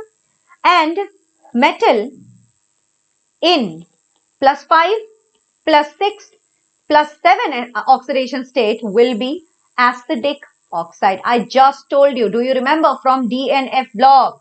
From DNF blog. Do you remember this, everybody? Yes. Do you remember this? As you increase the oxidation state, what happens? As you increase the oxidation state, the acidic character in the oxide increases. The acidic character in the oxide increases. Is this clear? Is this clear? So now, if I have to talk to you about the boron family and their oxides, you will see that the boron family will form what? B2O3. It will form Al2O3. It will form gallium Ga2O3. It will form indium In2O3. And it will form Tl2O3 or TlO2. Right? Yes. So what will we see? B2O3 is going to be what? We have just spoken about it. See, B2O3. What will happen to B2O3? B2O3 is a non-metal, na baba? B2O3 is a non-metal, right? So if it is a non-metal, so non-metal will form acetic oxide, correct? Yes, non-metal will form an acetic oxide, so the oxide will be acidic in nature. Al2O3, forever we know that it is going to be amphoteric. This is going to be amphoteric oxide. What about gallium? Gallium also forms amphoteric oxide. Don't we know this? We do know this. What about indium? Indium will form basic oxide. We have just spoken about it. See, +1, +2, +3. Indium is in +1 state or in +3 state. Here, right here, it is in +3 oxidation state. So, +3 oxidation state will be basic in nature. Same with thallium. Thallium is going to be either in +1 oxidation state or it is going to be in +2 oxidation state, and it is going to be basic in nature. Account what bole to ma'am, what bole to? What are you asking me? What?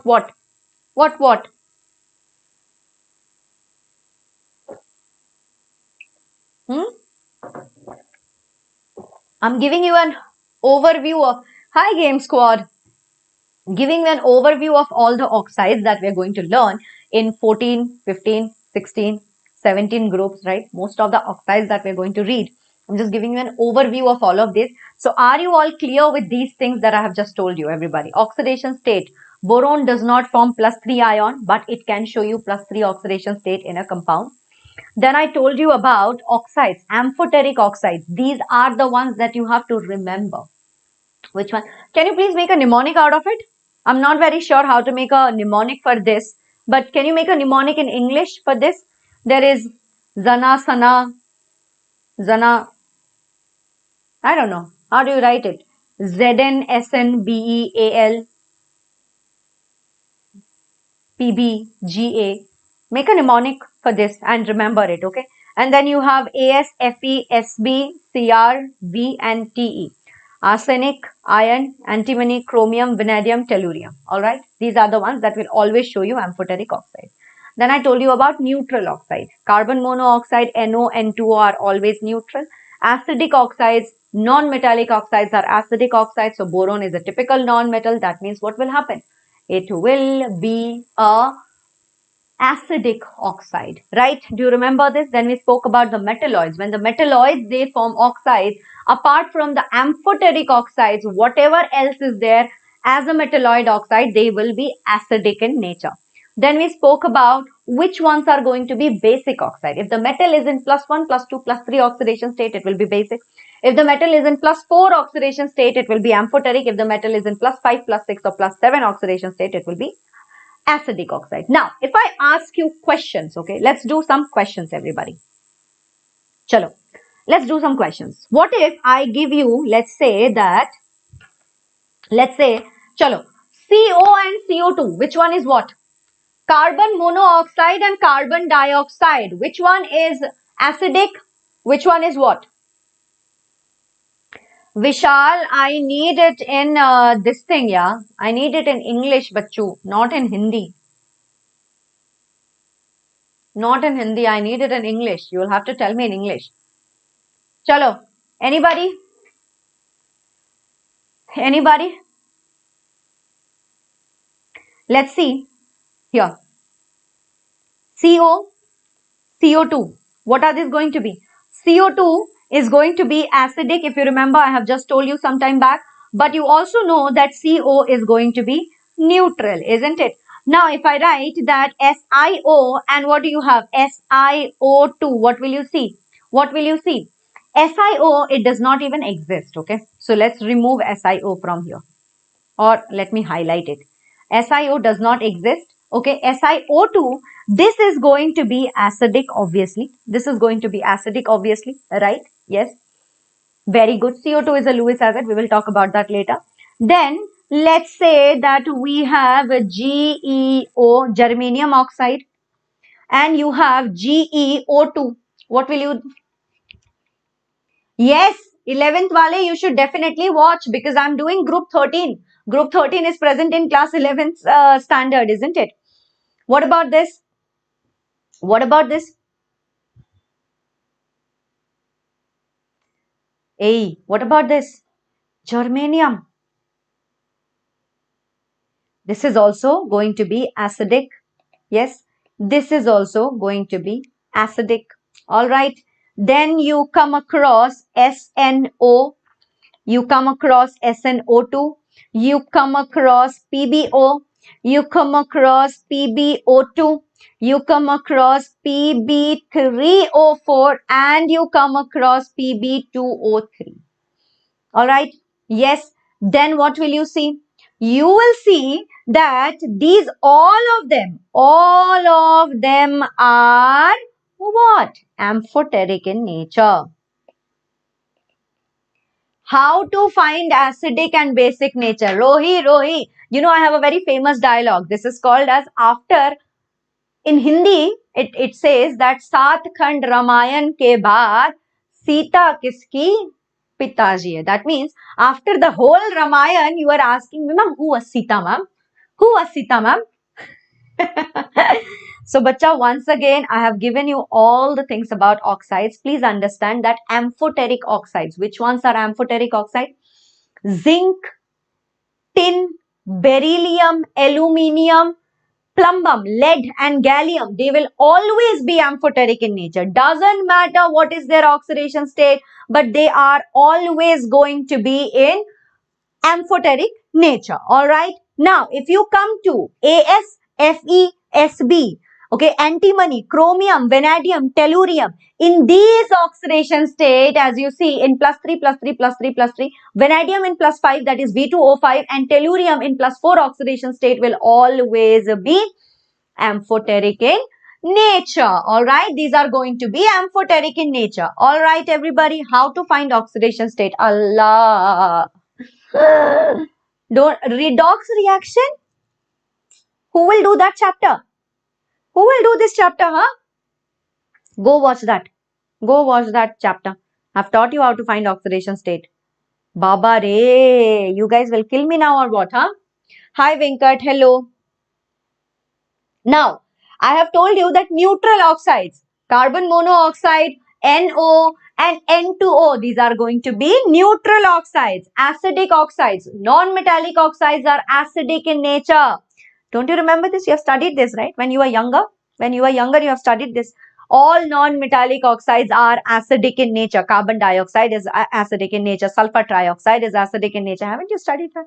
You have. So B2O3, if I ask you boron oxide, boron is what? It's a non-metal. Non-metallic oxide is going to be what? Acidic in nature. Then I told you if metalloids, okay?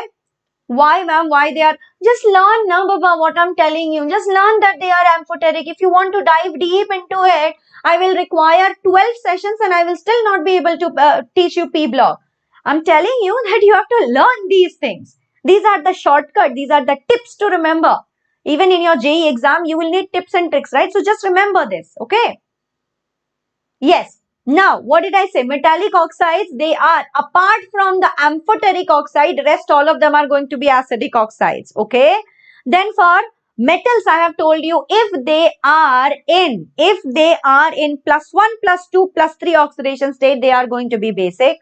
And if they are in +4 oxidation state, amphoteric. And if they are in +5, +6, +7, you will see that they are acidic oxide. Got it, everybody? Is this clear? And from these tips and tricks only we are finding out which one is what. Okay. From this only we are finding out which one is what. Cool hai? Alright, everybody.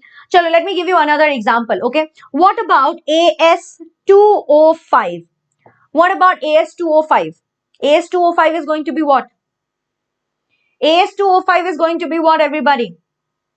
It's going to be acidic, guys. It's going to be acidic, okay? What about N2O5? What about N2O5? N2O5. It's a non-metal oxide, right? A non-metallic oxide is going to be what? Acidic in nature, right? What about P4O10? What about P4O10? It's again going to be acidic in nature, non-metallic oxide, isn't it? Yes? Getting my point? Now, what about Sb2O5? Please tell me this. Sb2O5. SB, have you seen SB? SB is here. SB is here. But SB only in +3 oxidation state will be amphoteric. Otherwise, Otherwise, Sb2O5, can you calculate the oxidation state and tell me what is it going to be? Calculate.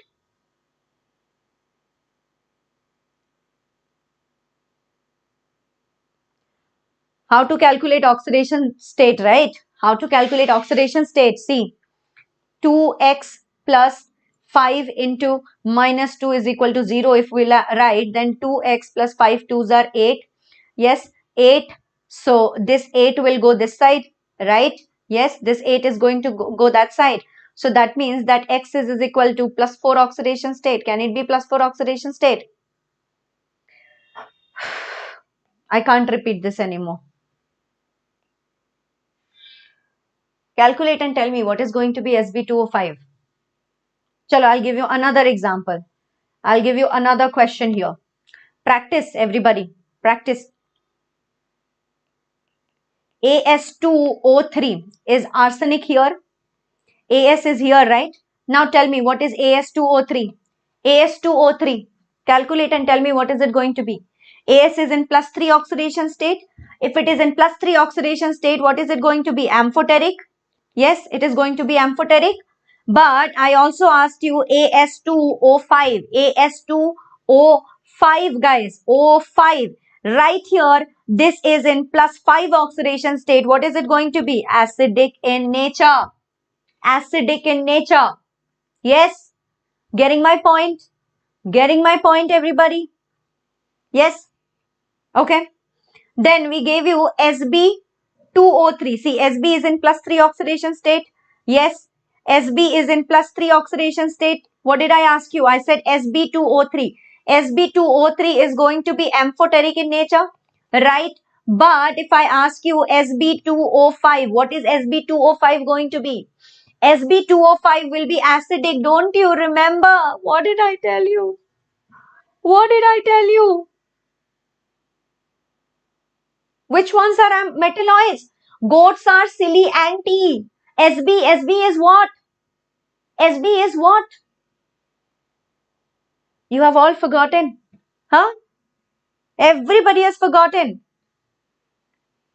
What is Sb? You know that, right? Yes.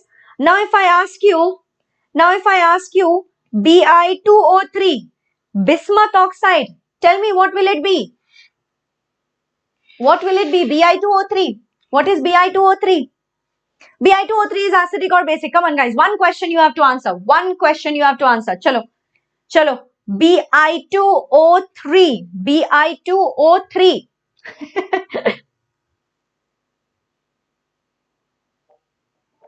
Sai Vishnu, Bi2O3 is amphoteric. Huh? Pitti. Virtual pitti, you guys. Bi2O3 is going to be basic in nature. Pagloos. See? Amphoteric, acidic, amphoteric. Ayyo.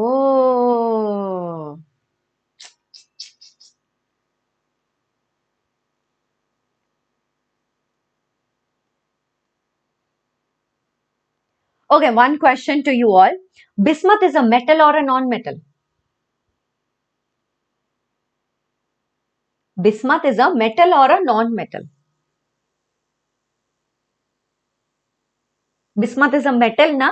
What will be metallic oxide? Metallic oxide plus 1, plus 2, plus 3 is basic in nature. You guys, give me a heart attack already. Huh?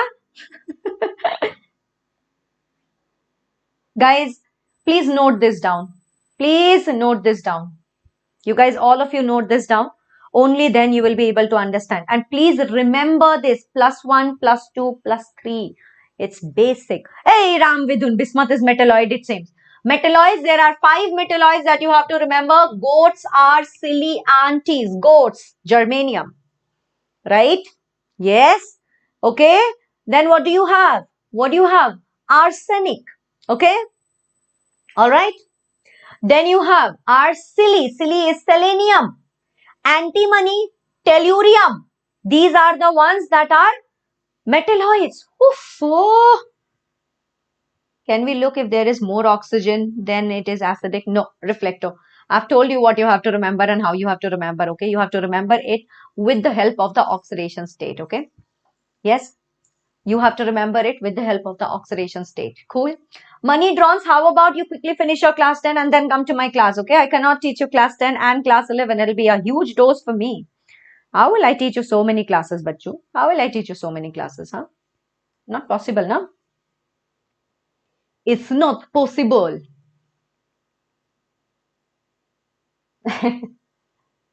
I will not be able to teach you class 10, and also in class 10 you have Rachita ma'am teaching you, na? Go learn from her. Go learn from her. If you don't understand something, then you come and ask me. Chalo guys, shall we go or do you want to break? No, no break. Let's finish this. Now let's understand reactivity towards halogens and metals. Okay, let's understand reactivity towards halogens and metals. Okay, so what happens here? What happens here, everybody? Thank you, PUMS, for writing la la la. Very nice. Okay. So whenever they react, when a metal, it reacts with a halogen. What are halogens? Chlorine, fluorine, bromine, iodine, all of that you know, right? They will form 2EX3. That means, see, that means that it will be like for example, if I take 2 boron plus or let's take here, see, if I take 2 Al plus 3 Cl2, what will it form? It will form 2AlCl3. Okay, this is going to be the reaction. Can't see the screen properly. Sai Vishnu, now can you not see? Oh, money drones. No worries, you come to my sessions also, okay? And don't compare the teachers, yeah. Everybody has their own style of teaching. Got it? Chalo. Now what will happen? So BX3. Acha, you know that, right? Remember Fayon's rule? Fayon's rule we have studied. If the smaller size, if it is smaller size, covalent bond. Covalency will increase, isn't it? Yes. So BX3 is going to be covalent. That means if you form BF3, BCl3, it is going to be covalent. Yeah. Ram Vidun, you know what I do? I move around. So give me just 2 seconds, I'll move, okay? Give me just 2 seconds, I'll move. AlF3, gallium F3, iron F3, these are going to be ionic. Why? The size is increased, right? Size is increased, isn't it? Bi3 cannot be formed directly, okay? Bi3 cannot be formed directly. Then what happens is TLI and Ti plus I3 minus, it does form. We have spoken about that, remember? TLF3 and TLI3. We have spoken about the oxidation state of all this. So it forms, we know it, right? Now, reactivity with water. Do they react with water? Yeah, yes. And in here, I might have to tell you something else also, right? What happens is, no, actually, no, it's fine. It's fine. It's fine. Yes. Reactivity towards water. Let's learn. Yes. With water, what happens is, you see that boron does not react with water. Once again, why? Do you remember that crystalline solid? Yes. Crystalline solid, do you remember? It class cover every concept of P blocks required. Yes, bacha, I am doing now. Can you not see?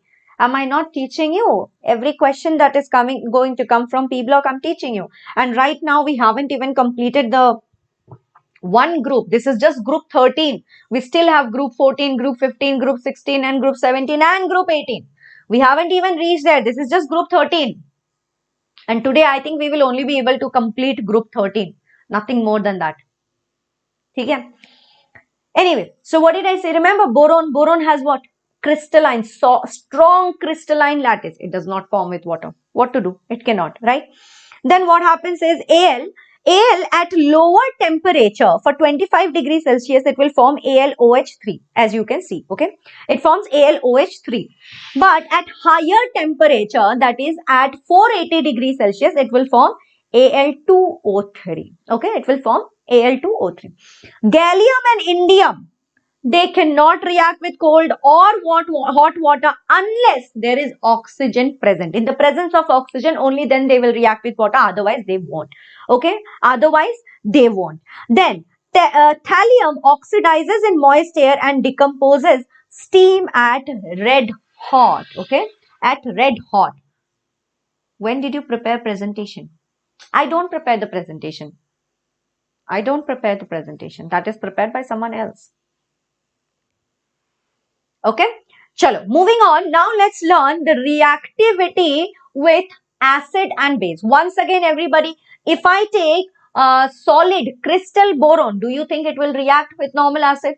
No, it will not. Okay, it will not. Even at higher temperature, it will not react. Boron can only react with oxidizing acids. Do you see what is written here, everybody? Boron can only react with oxidizing acids. That means that sulfuric acid, nitric acid, with that it can react, but not with aqueous hydrochloric acid. If I take aqueous hydrochloric acid, boron will not react. But if I take sulfuric acid or if I take nitric acid, yes, boron will react.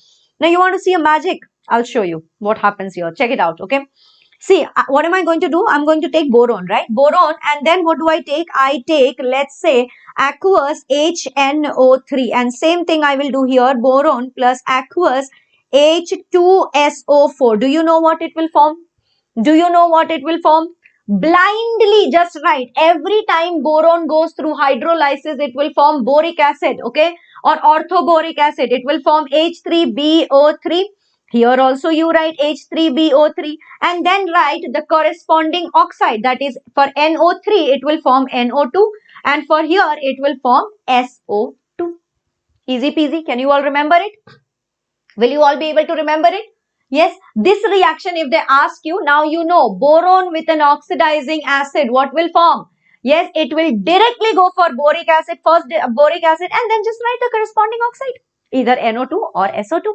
That's it. Easy peasy, biryani tasty, isn't it? Yes, easy peasy, biryani tasty, correct? Great, awesome, yes, all right. Moving on, moving on. Aluminium, however, if you make it react with hydrochloric acid, yes, it will form 2AlCl3 plus hydrogen gas will, hydrogen gas. What will happen? It will give you a pop sound. We all know that, right? Whenever hydrogen gas comes out, what happens? Pop, pop, pop. Like that sound comes. No, what is it? Something like that sound it comes. Used to do, but if I do that, if I do that, it will be like, oh, you ma'am, gross. No, it's not 480p. I think it's because of my internet, yeah. My internet fluctuates, and that's when, so this is basically what I'm doing is I'm taking it out from the iPad, right? So while that converts, that's why when my internet fluctuates, it starts to become a little blur. Yes, a pop sound. All right. Now coming to gallium. Gallium can react with hydrochloric acid as well as H2SO4. Indium and thallium, they cannot react with mineral acid. Okay, they cannot react with mineral acid. All right. Now when we come to reactivity towards alkali bole to base, right? What happens with base? Same. Boron with a normal base will not give you any reaction. But boron with aqueous NaOH also, it forms NaBO2, alright, NaBO2 plus 3 hydrogen gas. Aluminium and gallium readily dissolves in alkalis. Indium and thallium, they do not react with alkali. Alright, yes, got it, clear? Yes, this much only we have to learn, okay. Now, there are the important compounds of boron. After this, we are done with the boron family, okay. After this, we'll be done with the boron family. Important compounds of boron. First of all, what do you have? Borax.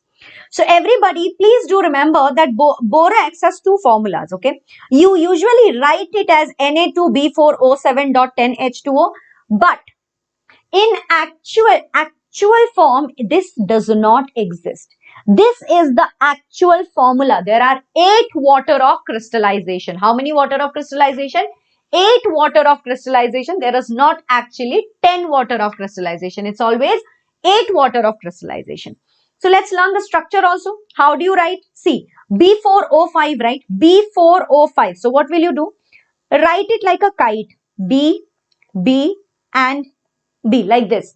Okay. Connect them with O here. Connect them with O here. How many done?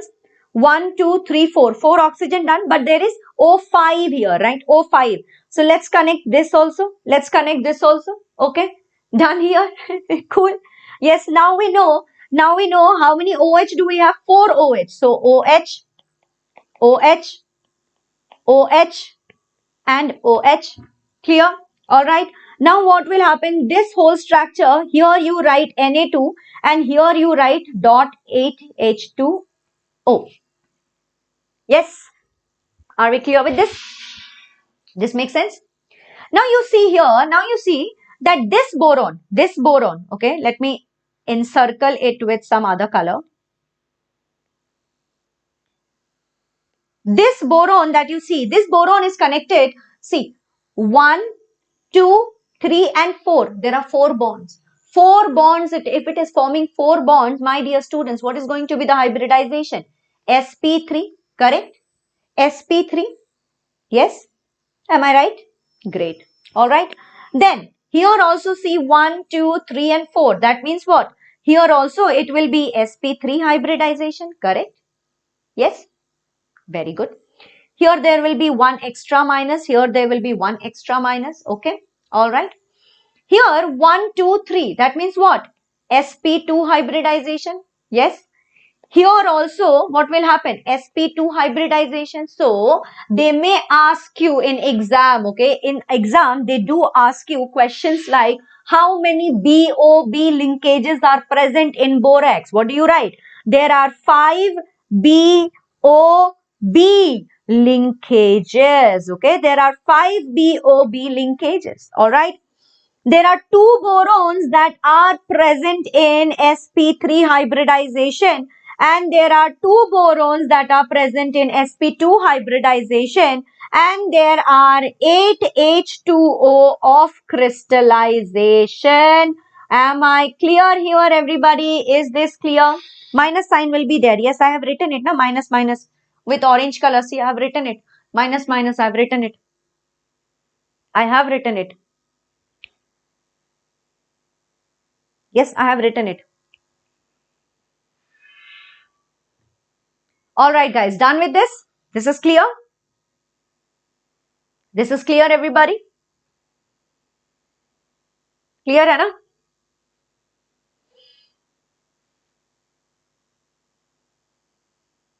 Alright, now let's go for some of the reactions. Okay, let's go for some of the reactions. First of all, how will you form this borax? Okay, how can we get borax? How do we prepare borax? Okay, so what you can do is you can either take H3BO3, that is boric acid. When you take boric acid and you add sodium carbonate, Na2CO3, you will get borax. Okay, or what you can do is you can take Na2B4O7. This is called as what? This is called as sodium metaborate. Okay, what is this? This is sodium metaborate. Alright, if you take sodium metaborate plus NaBO2 and carbon dioxide, you will once again get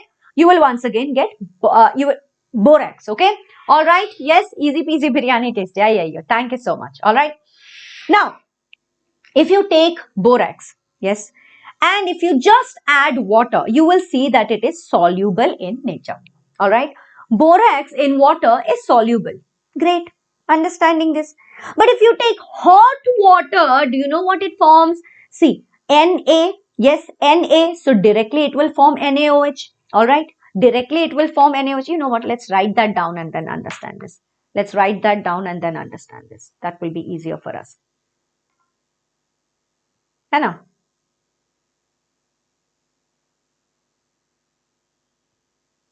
Yes. Let's write it down and let's understand. ठीक है? All right. Okay. So as I was telling you, if I take Na2B4O7, there is no point writing that water of crystallization. If you want, you can write it or you can skip it also. Okay. So if I just add 10 H2O and if I heat it, what will I get? This directly will come, right? Na2B4O7, this will come. This water of crystallization, it will fly away, isn't it? So let's just write here 10H2O. Yes. 10H2O. You will get sodium metaborate and there will be water of crystallization will fly away. Make sense? Make sense, everybody? This reaction is making sense? Great. Okay.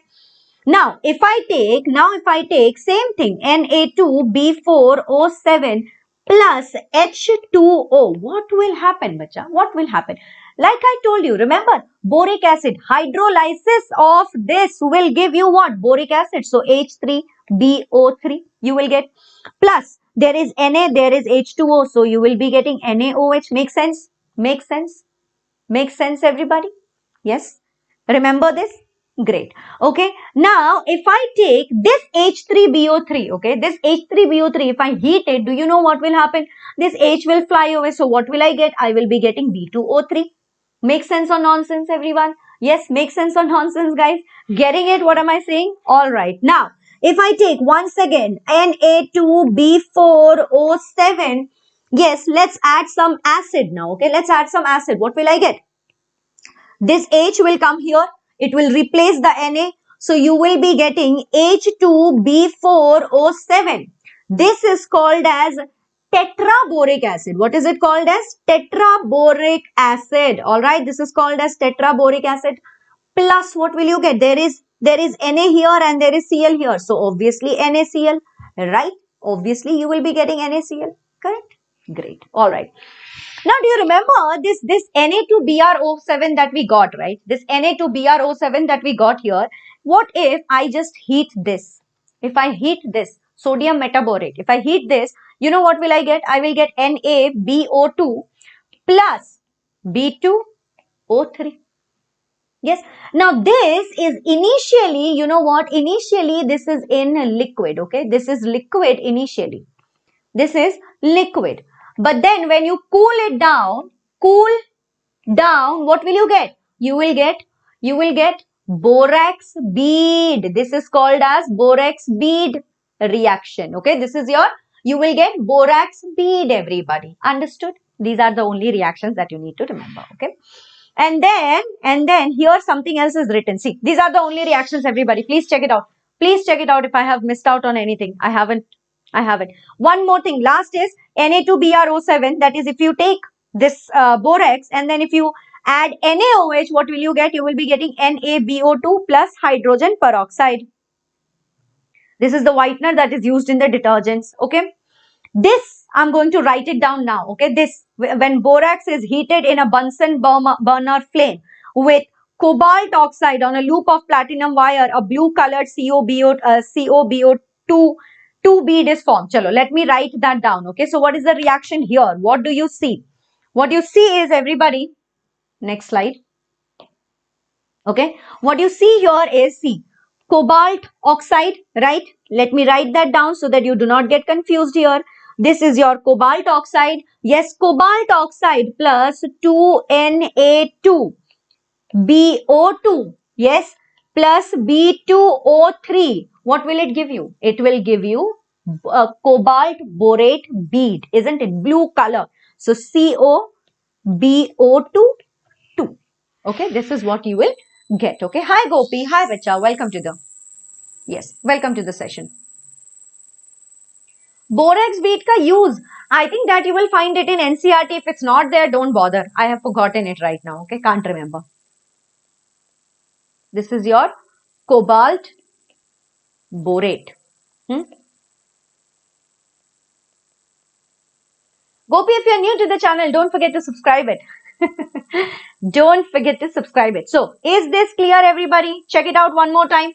Is everything covered? Please check it out one more time, everybody. Is this all clear? All done? This also I have written it. I will collect all of it. I will collate all of it and then I will send you the note. Not today. Today you will not be getting the notes in the Telegram channel. You will be getting it either tomorrow or day after tomorrow. Okay? Whew, already tired, yeah? It's already a 2-hour session, isn't it? Already 2-hour session over. Hi God Legend. Welcome to the session, guys. This is all clear? How to follow session. So, every day 4 p.m. you will see my session. Then you again see a session of mine at around 7 p.m. However, today I'll be taking only one session because this is going to go very long and my throat needs a little rest. You know what's the difference between your school sessions and your online session? Because your school sessions happens for only 1.5 hour, and then the teachers get a little rest, right? We don't. See, for the last 2 hours, I've been constantly talking. So it gets very, physically, it's very tedious, right? When is the next class? Tomorrow. Tomorrow will be the next class, not today, not anymore. Okay. I might have to record a strategy session, so I will have to do that. Not today. Today, definitely no more session. Okay. Where is this channel from? This channel is from Vedantu JEE English channel. And did you know that today is the birthday of this channel? Actually, today is the birthday of this channel. 2 years back, I think today is, yes, this channel Vedantu JEE English has turned 2 years today. Yes. Thank you, Altia. Thank you so much. Today, this channel has turned 2 years. So everybody, clap for clap for Vedantu JEE English channel. Thank you so much for supporting us that we have come here. Acha. Guys, so borax is over. Everybody is clear with borax. Now, let's take a look at orthoboric acid or boric acid that we have been talking about. Yeah. Yes. Happy birthday to Vedantu JEE English channel. Yes. Happy birthday to Vedantu JEE English channel. Yes. You guys are the sweetest, everyone. You guys are the sweetest. Thank you so much. Great. Chalo, moving on. Now let's do orthoboric acid. What is this H3BO3? This is called as orthoboric acid or boric acid. If you see in your exam, if they ask you boric acid or if they ask you orthoboric acid, please don't say that, ma'am, I don't know what is orthoboric acid. I've forgotten it all. No. Same. Okay. Both of them are absolutely same, and this is jujube stuff. Yes, this is very easy, everybody. You don't have to bother really so much, okay? Is there any crash course for last 3 months? Ram, we will launch, but I think we will launch it in October end, okay? October end. We will launch October end. We will launch 2 months crash course, okay? But because we want to complete everything and then we will launch a crash course. We haven't completed organic chemistry yet, no? That's why. Ma'am, which has more high weightage in JEE mains? Coordination compound, DNF block, P block and S block. Complete these. You will be able to get 30% of your JEE chemistry. 30% of your JEE chemistry will be over if you just do these many chapters. Okay. Alright guys. Chalo, moving on. So orthoboric acid or boric acid. What is this? What color is it? This is a white crystalline solid. Okay. What is this? This is a white crystalline solid. White crystalline solid. Acha? Okay. Alright. Yes. Now this, if you put it in hot water, it is very soluble. It is very soluble in hot water. But if you put it in cold water, it's not that soluble. Okay. God legend. I'll show you, bacha, which are the chapters that is done. I'll show you. Don't worry about it. Okay. Alright. Now what happens is, everybody, see, do you see BO3 here? This is your one BO3, right? This is another BO3, right? This is, do you see here? Yes, this is another BO3, right? This is another BO3, isn't it? This is another BO3. Now, do you see how are they connected, everybody? Please check it out. How are they connected? Do you see that they are connected with H? They are connected by hydrogen. Do you see that? Do you see that, everybody? So, can I write that the BO3 units are joined by hydrogen bond? Can I write that down? BO3 units are joined by hydrogen bond. Do you see that, everybody? Do you see that? And now tell me BO3, right? BO3. So there are 3 bonds. What will be the hybridization? What will be the hybridization? 3 bonds. So what will it be? sp2 hybridization. Makes sense? Makes sense, everybody? Do you get what I'm saying? Yes. Do you get what I'm saying? Yes. Now, in solid state, BOH3 units are hydrogen bonded to form 2-dimensional state. That's exactly what I explained to you, right? That is exactly what I explained to you. Now, tell me something. You know, there is a question that is that they might ask you in your board exam. Okay, in your board exam they may ask you that why is boric acid, okay, why is boric acid a weak acid? Do you know the answer, everybody? Why is boric acid a weak acid? Any idea? Any idea why is it weak acid? To explain this, I will have to go back a little bit, okay? I will have to go back a little bit and I want to explain something called as hydrolysis of trihalide, okay? Let's understand it from there. Let's understand it from there. Let me write it down. What did I say? I said that hydrolysis of trihalide. Hydrolysis of trihalide. You know what we see? That BCl3, if you take BCl3, yes, if you take BBr3, all right, yes, and if you take Bi3, do you know what happens? Here, in these cases, you will get to see complete hydrolysis, okay? Yes, you will get to see complete hydrolysis, my dear students, okay? All right, what will you see? You will see complete hydrolysis. Now, what do we mean by complete hydrolysis? That means let's say that if I take 50 molecules of BCl3, all the molecules, all of them will react with water. Okay, what will happen is all the molecules will react. Okay, all the molecules will react with water, will react with H2O. Am I clear? Yes. Yes. Wait up. Wait up. Football acids. Wait up. Yes. Orthoboric acid is soluble in cold water but less soluble. And please don't spam now. Please don't spam now. Tanmay, please don't spam. Please don't spam. Hey, please don't spam. Football edits and Tanmay, what happened? Yeah, this session is absolutely for free. I'm teaching you in YouTube, bacha. What do you expect? So this will go for complete hydrolysis. But what is complete hydrolysis? Check it out, everybody. Tell me something. When I write here BCl3, it's forming 3 bonds, right? BCl3, okay, let's understand this a little better. Okay, if I write here B, there is one Cl here, there is one Cl here, there is one Cl here. So in this bond there are 2 electrons, in this bond there are 2 electrons, in this bond there are 2 electrons. So 2, 2, 2, 2, 2. That means what? There are 6 electrons. Is the octet complete? Is the octet complete, everybody? Not at all, right? Yes. Dude, who is this? Yeah, what's wrong with you? Why are you spamming? I think I've answered your doubt. Don't spam. Anyway. So there are two electrons and there are 3 bonds that are forming, right? If there are 3 bonds that are forming, tell me something. Is the octet complete? The octet is not complete. The octet is not complete. That means that I can say that there is an empty room here. There is an empty room here. And now I know that if I make this react with H2O, everybody knows that in case of H2O, there are lone pairs. So do you agree that this lone pair will come here? This lone pair will come here. And what actually will happen is BCl3 will form like this.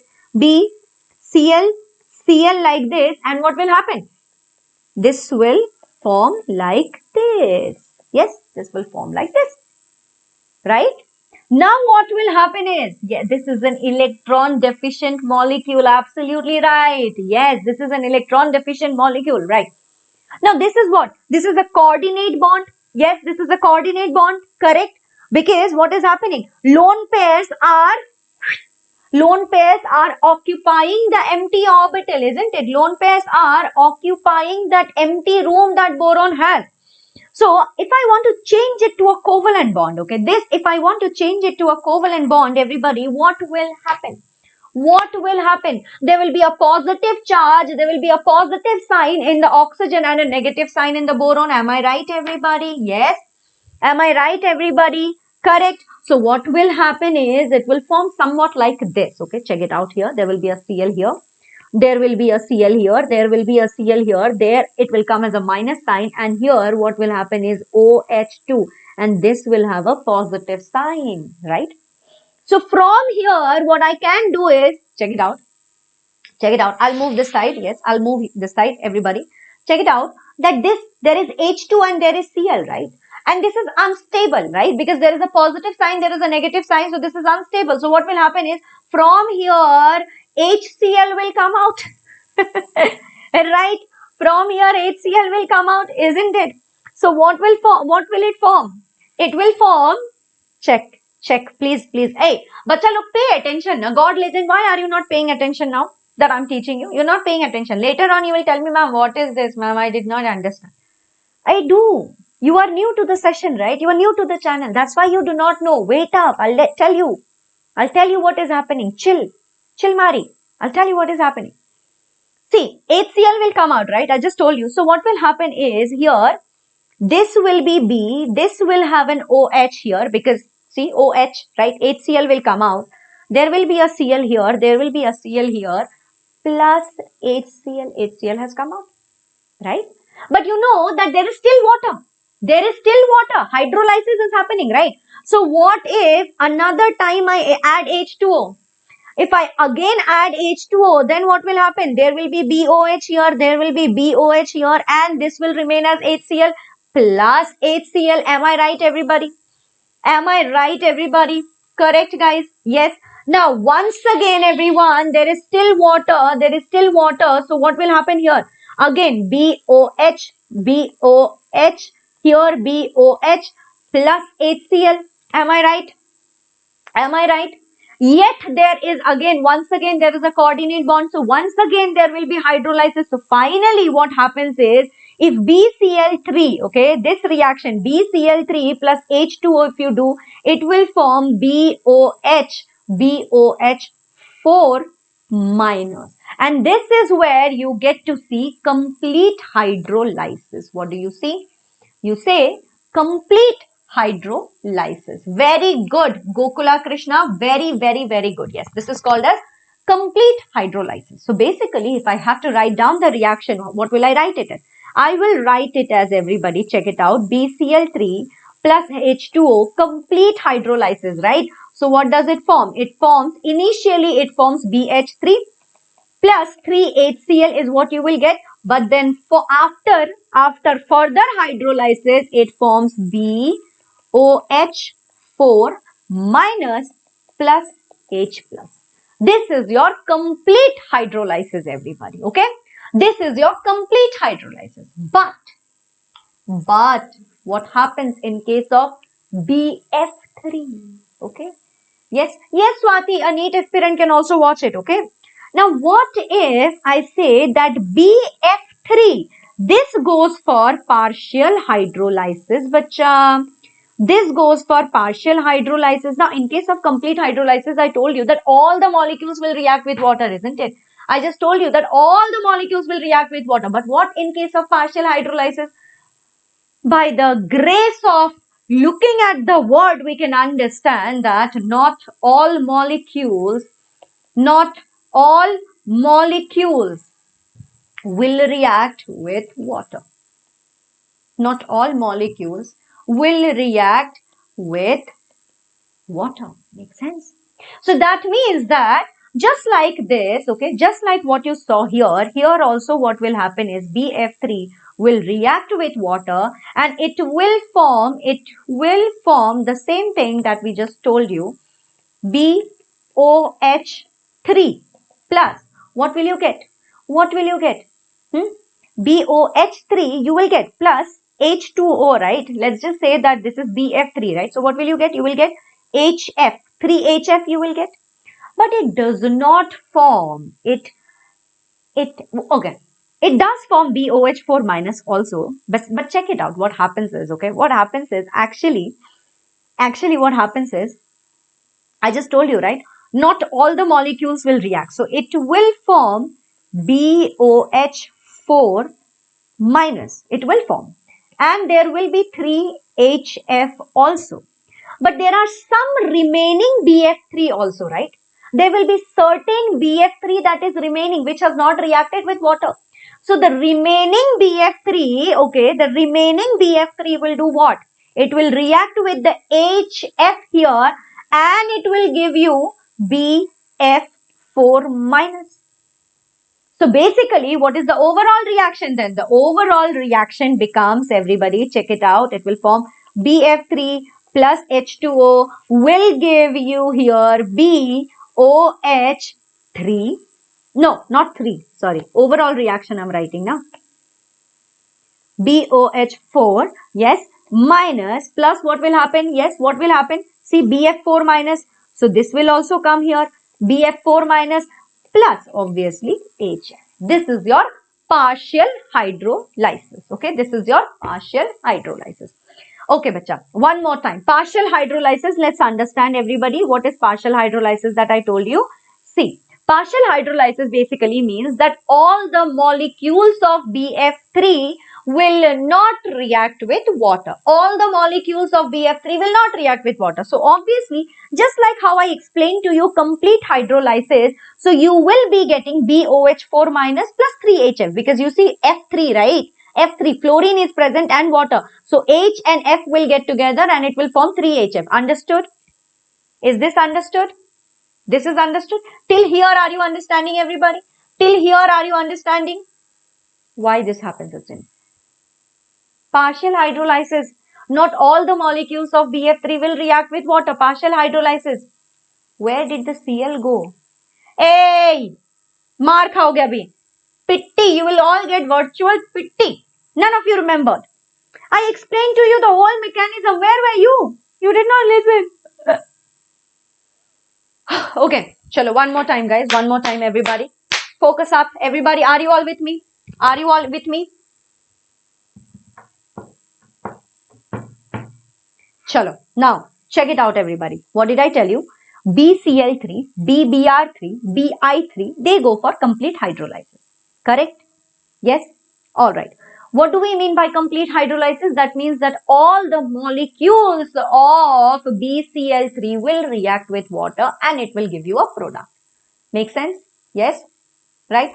Ram Vidun, I will not give you a break right now. Let's finish the whole 13 group. Then you can take a break. Okay? Then you can take a break.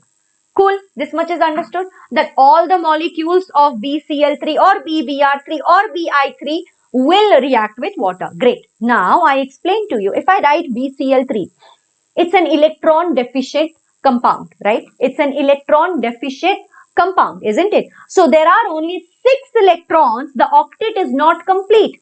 The octet is not complete. There are only 6 electrons. So that means that it still needs 2 electrons. There is an empty room. Can I say? Can I say that there is an empty room because the octet is not complete? Right? Now I know that H2O has 2 lone pairs. Yes, H2O has 2 lone pairs. So this lone pair, it will come to the empty room.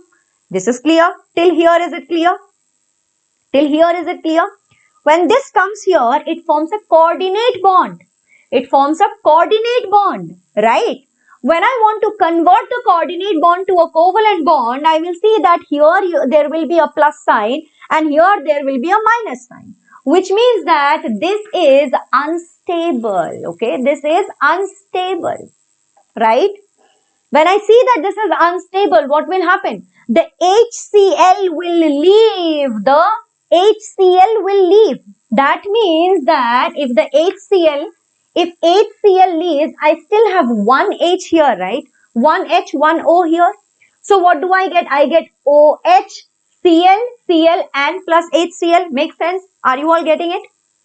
Are you all getting it here? Check it out. What do I have here? This. Exactly this I am writing it here. Exactly this I am writing it here. Right? Yes. So HCl comes out. You get OH, Cl, Cl. Make sense? Understanding? Great. Now what happens is, there is, see, you have put it in water. So there is still water around. The hydrolysis is not complete, right? The hydrolysis is not complete. It will go for further hydrolysis, further hydrolysis, further hydrolysis. There is free of cost water around, right? Now what are you doing? There is a little more water. There is water around. So further hydrolysis will happen. Now see what happens. Once again, second time there will be another OH and another HCl will be leaving. Another HCl will be leaving and there will be one more OH. Do you see? Here there was one OH. Here there are 2 OH now. 1 and 2. Making sense? Making sense, everybody? right? But there is still Cl. And yes, it is still unstable. It is still unstable. There will be a plus sign, there will be a minus sign, right?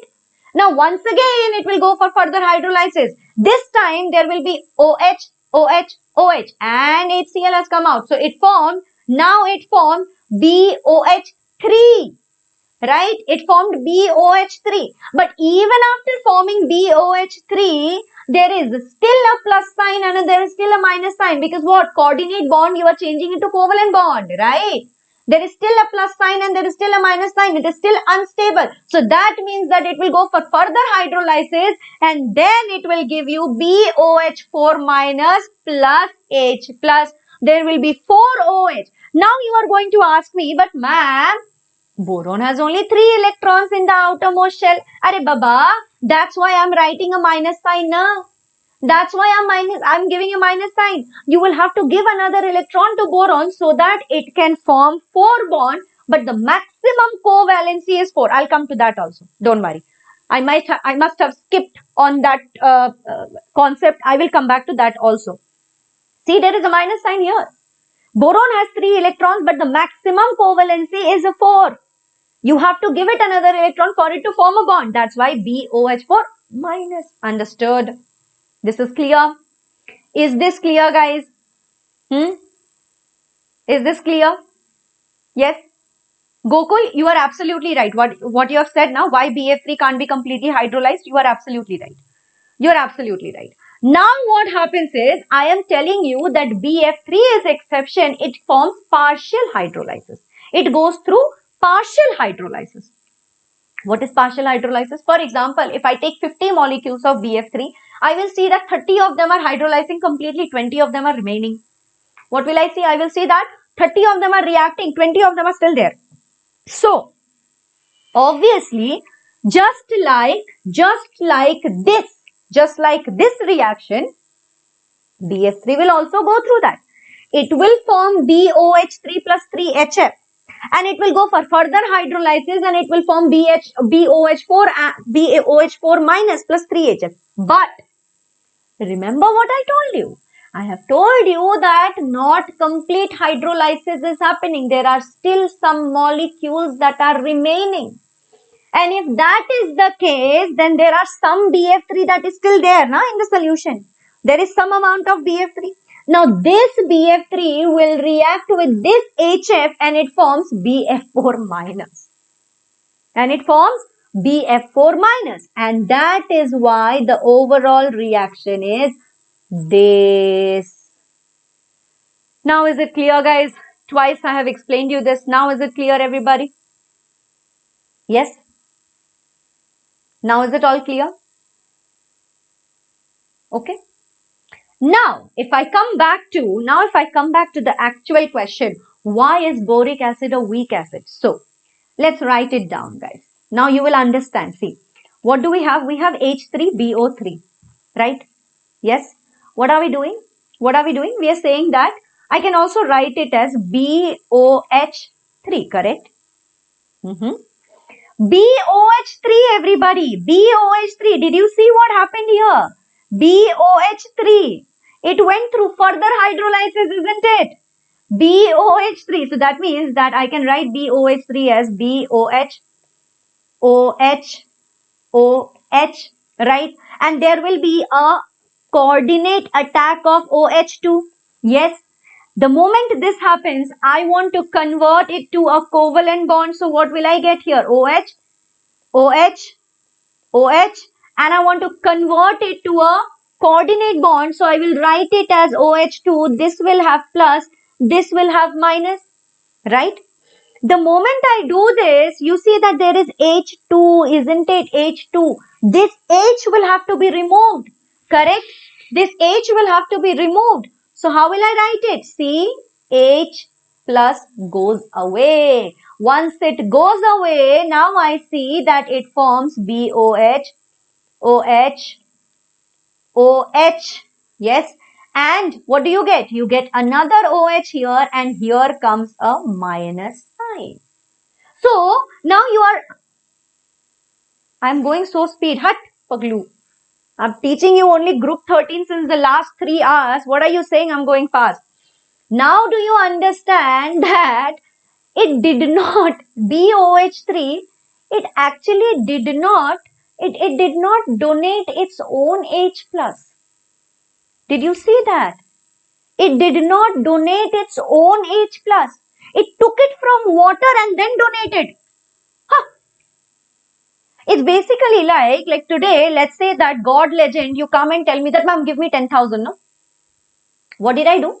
I did not have 10,000. I went and asked Pratik sir, give me 10,000. Pratik sir gave me 10,000, and from there I gave you 5,000. I was like, I don't have 10,000. You take 5,000. This is what H3BO3 did. So it is not a protonic acid. What do we call? We say that it is not a protonic acid. It is a Lewis acid. It is a Lewis acid. Okay.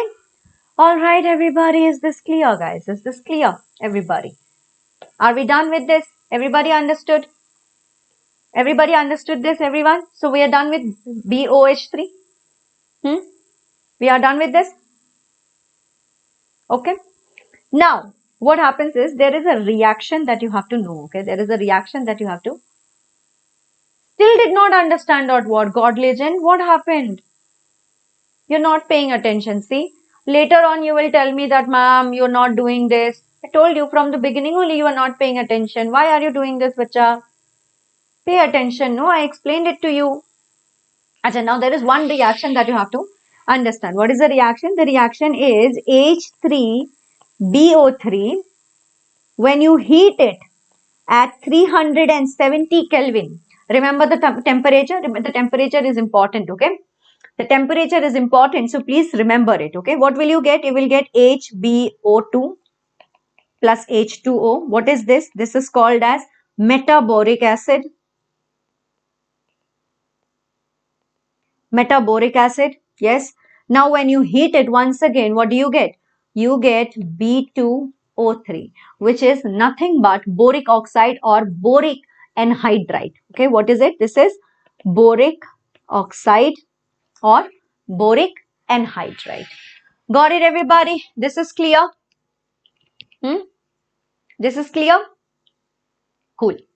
Now let's go for diborane. Okay, now what do we have to learn? We have to learn about diborane. See, now in case of diborane also, you have to learn the preparation, and you have to learn that what are the reactions that diborane goes through. Okay, what are the reaction that diborane goes through? So chalo, once again, let's write it down and let's understand. Okay, here, let's come for diborane. So what happens is diborane is we have to learn that method of preparation, right? We will learn about lab preparation. First, let's learn about lab preparation. Sorry, hi Rohan. I was about to read your name and that's why lab preparation became lab preparation. Okay, chalo, let's learn about lab preparation. How do you prepare it in lab? All right. So what you do is, first of all, you take NaBH4 plus, what do you take? I2. Okay. When you take this, you get NaI, all right, and you get B2H6. This is your lab preparation. Okay. This is your lab preparation. All right. Now, do you see that it's a reducing agent? You will notice. Second is, let's say that you take BF3 plus what you take is LiAlH4. All right. Yes. And then in the presence of diethyl ether, what will you get? You will again get B2H6 plus LiF, obviously Li and F, plus you will get AlF3. All right. Now, do you see once again, this is a reducing agent. This is a reducing agent. Now finally, let's talk about the last one, where you see that once again you take BF3 plus, either you can add NaH or you can take LiH. Once again, these two are also reducing agent. What do you get? You get NaF plus B2H6. So basically what I can understand is, or what you can understand is, that diborane method of preparation is always with a reducing agent. Okay. Yes. Preparation with a reducing agent. Got it, everybody? This is clear? Yes. Is this clear? Great. Now B2H6, this is also colorless, but if you expose it in air, it catches fire. Okay. If you expose it to air, it catches fire. Got it, everybody? So now remember what happened to that, how water was donating a lone pair, right? So this very similarly, B2H6, if I write, this is also electron deficient, right? This is also electron deficient, isn't it? Yes. So here, if it sees NH3, what forms here is, you will get 2BH3 plus NH3. Yes, it will form 2BH3 NH3. Now, if you want to like rearrange it a little bit, okay, if you just rearrange it a little bit, what it will form is, you will see BH2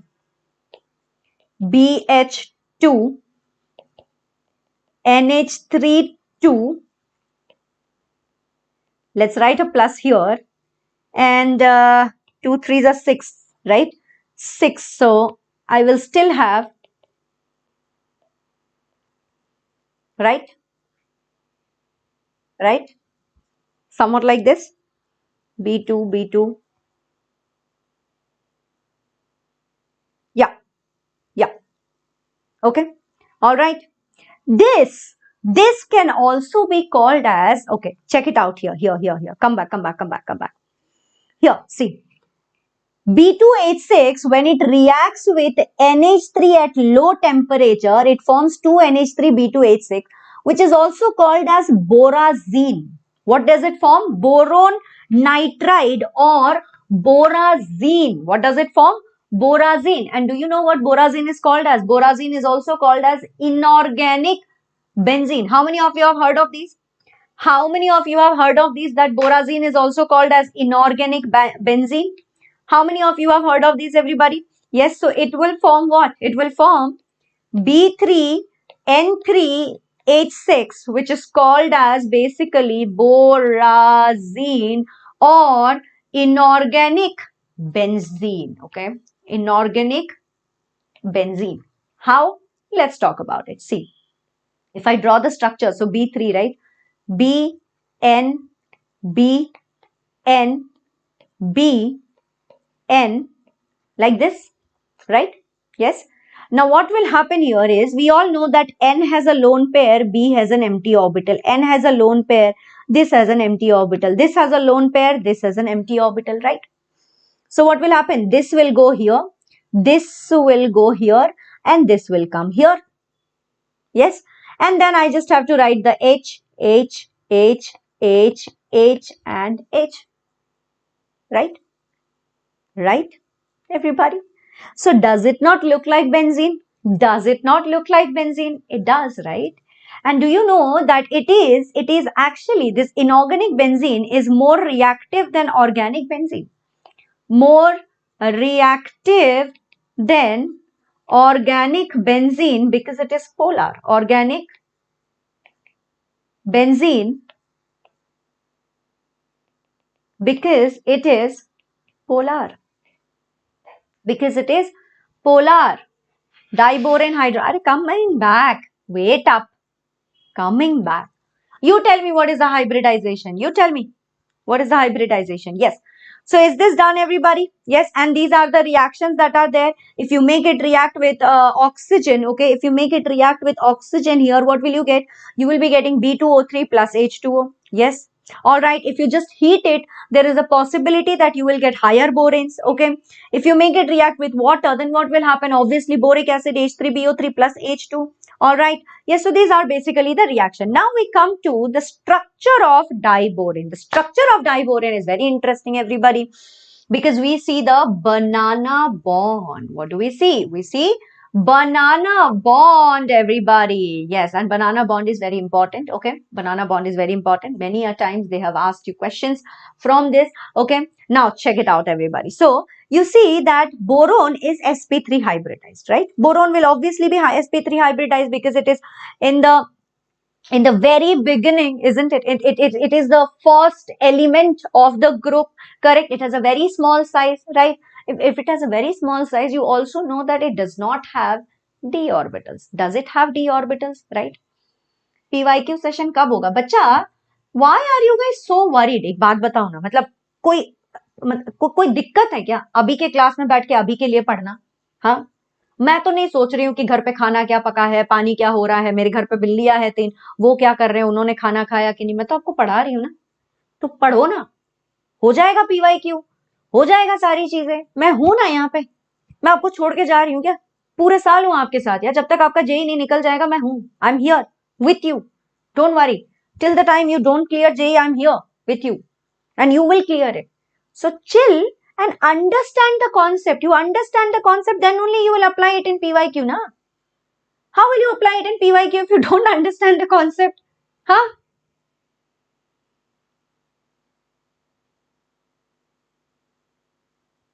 Chalo. Moving on. Yes. What did I see? What did I see? That, now check it out. So boron is sp3 hybridization because obviously, Baba, it does not have only a d orbital. If it does not have d orbital, then how will it expand its hybridization? You will never find boron showing sp3d, sp3d2, d2 sp3 hybridization because there is no d orbital. It's a second period. It's a second period element, isn't it? There are no d orbitals present. So what happens here is that, now check it out. In this case, do you see that there is a boron? This one is sharing 2 electrons. Yes, yes. This here you have 2 electrons. Here you have 2 electrons, right? Here you have 2 electrons and here also you have 2 electrons. But what about this and this? In this case, you see that there are 3 centers. There is 1 boron here, 1 boron and 1 hydrogen. So there are 3 centers, but what is happening is here there are 2 bonds, here there are 2 electrons, here there are 2 electrons. So we always say that it is a 3 center 2 electron bond, and this looks like a banana bond, right? Right? Yes, correct, everybody. This looks like a banana bond. Why? Because there are 3 centers, 1 2 3 centers and 2 electrons are shared. All right, now what happens is this bridging bond that you see, right? This bridge bond is actually longer than the terminal bonds. Okay, these are called as the terminal ones. These are called as the terminal. Yes, and this is your bridge. This is your bridge. So you see that the bridge bond is actually longer in nature than the terminal bond. And now if we have to talk about the angle, do you see that this angle and this angle, this is the largest angle. Then comes this is 122 and this is 97 degree. Nobody is going to ask you to remember the exact bond numbers or the exact bond angle, but always remember that outside, inside. You know ODI cricket, right? Now instead of ODI cricket, remember it as OOIs. OOI. ODI, no, OOI. Can you remember it? Can you remember it? Instead of ODI, it is OOI. Outside, inside.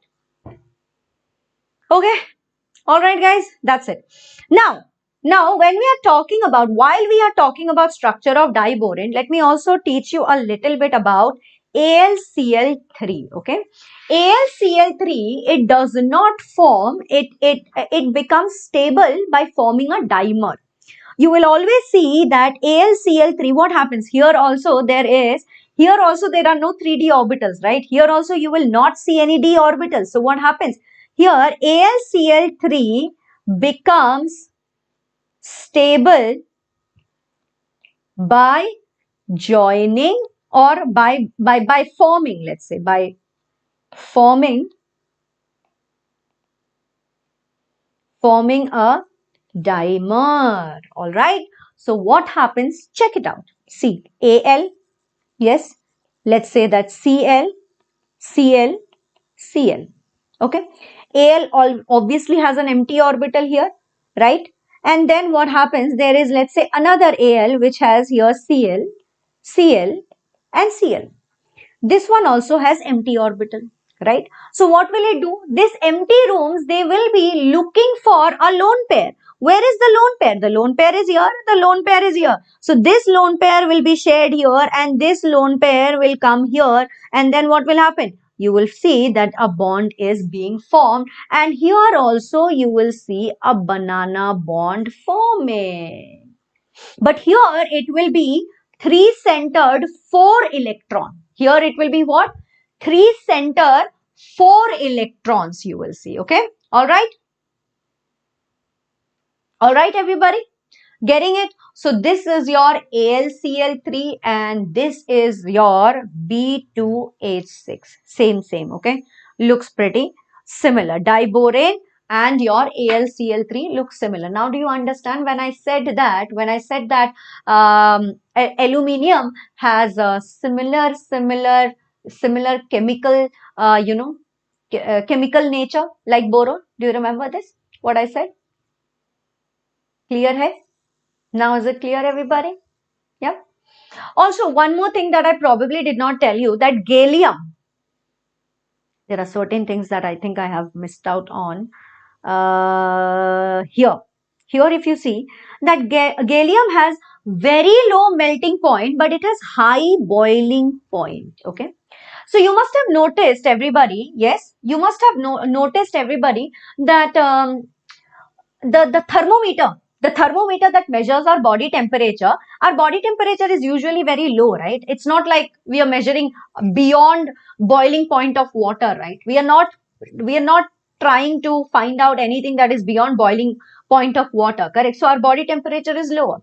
So you can use mercury and you can measure, but mercury has low melting point, low boiling point also. However, in case of gallium, you see that it has a low melting point but really high boiling point, which is why gallium is also used as a thermometric liquid and even more so than mercury.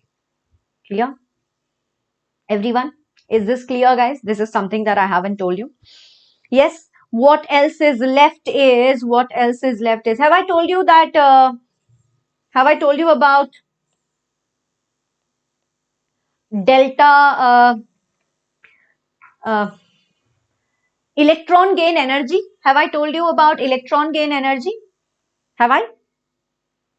Or no? No, right? Yes. Have I told you that if the electron gain can be endothermic and it can be exothermic process as well? Have I told you about that? Maybe not, right? So let me write that down also.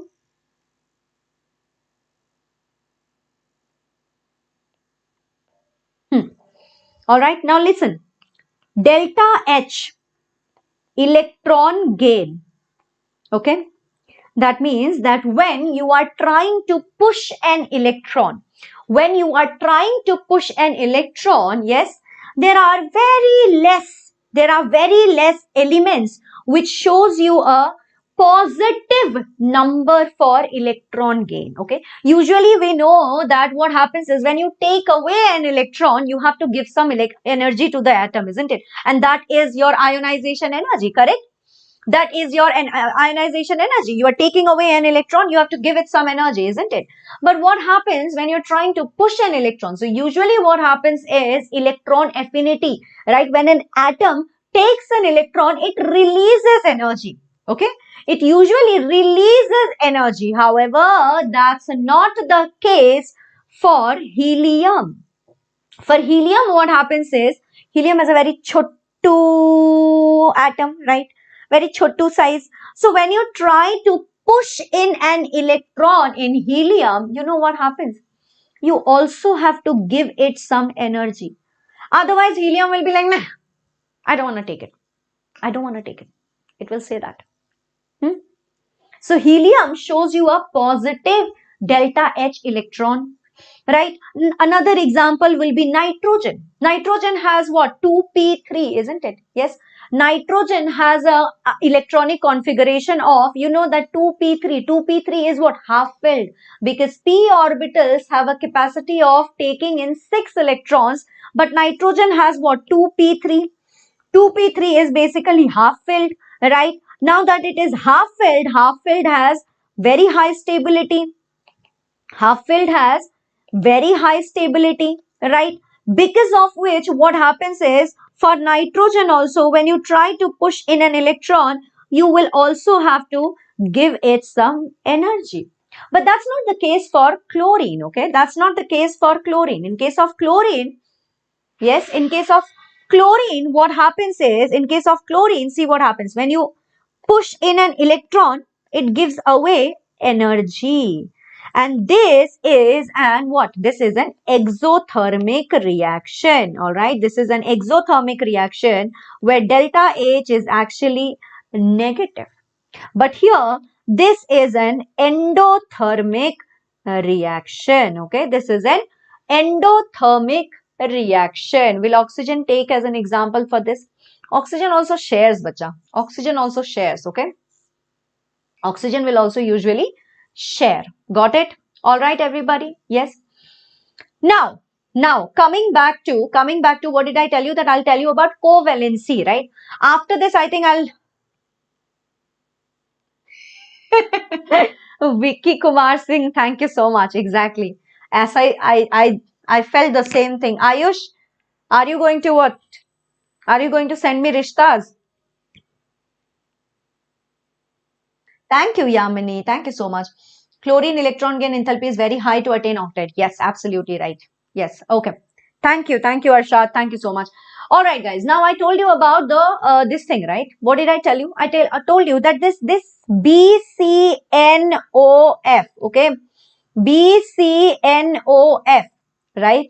They can never form. They will never show you. They will never show you sp3d, sp3d2 or d2sp3 hybridization, right? Why not?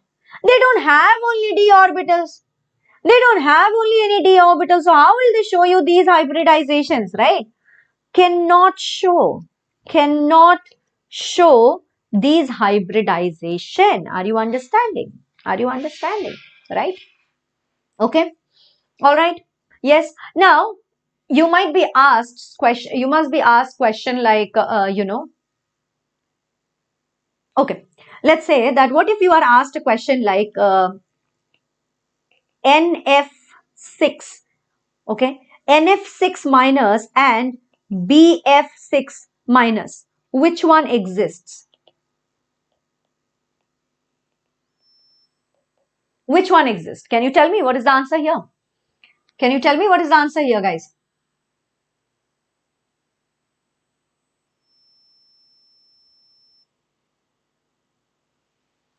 Tell me what is the answer, guys. NF6 minus and BF6 minus, what is the answer? Which one exists? Can you tell me? Obviously, you know what? Both of them do not exist. The answer is that both do not exist. Both of them do not exist. Why? NF6, bachu. N has how many electrons? It still has only 5, right? It cannot exist. I just told you that these ones, they will show you a maximum covalency of 4.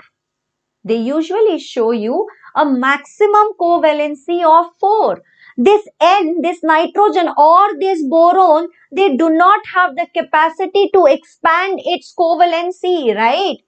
Do not have the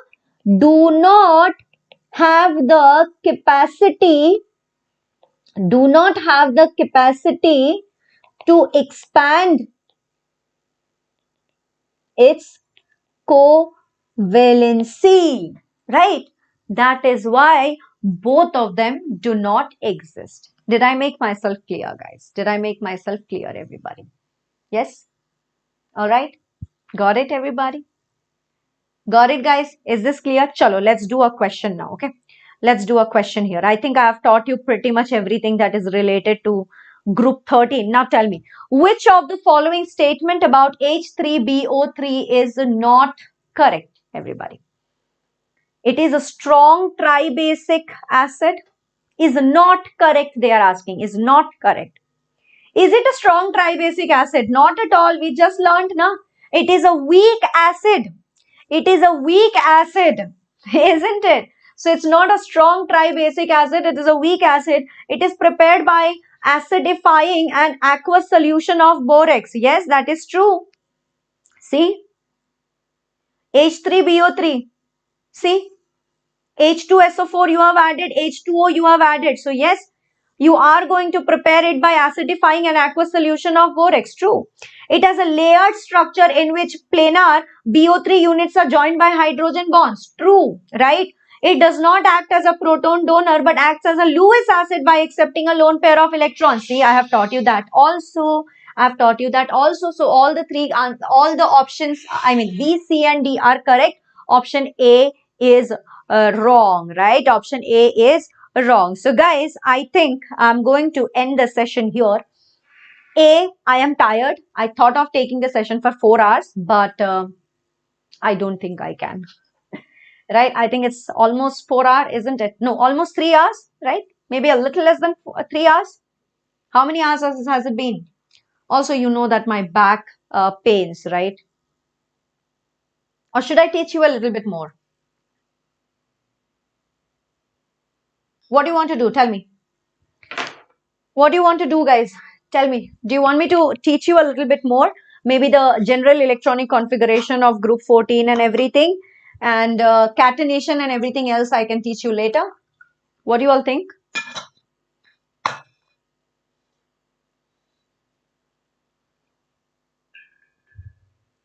Guys?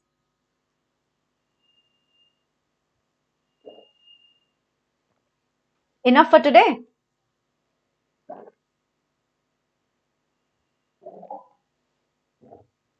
Chalo. All right then, enough for today. I'll teach you in the next session. See, in the next session, we will learn from group 14 carbon family. Then we will do nitrogen family. Achha, this session you have understood, right? If you have understood this session properly, then it will be very easy for you to understand the next session. Okay, then it will be very easy for you to understand the next session. The next ones we can go fast. But please, if you find this session beneficial for you, do not forget to share it with your friends. Yes, do not forget to share it with your friends. Yes, the more the merrier always. And if you share it with your friends, if you like the session, if you comment that, yes ma'am, you taught well, only then Vedantu will understand that I'm a good teacher. So don't forget to do all of that. Support me. Thank you so much. I'll see you tomorrow. Tomorrow at 4 p.m. Again, tomorrow at 4 p.m. we will do carbon family, nitrogen family, oxygen and chlorine family. Okay. And then just a little bit of noble gas will be left. But I think we will complete it tomorrow. Okay. Tomorrow we will try to complete it. All right. With this note, tara bye-bye. Lots of love and I'll see you very, very, very soon. Bye.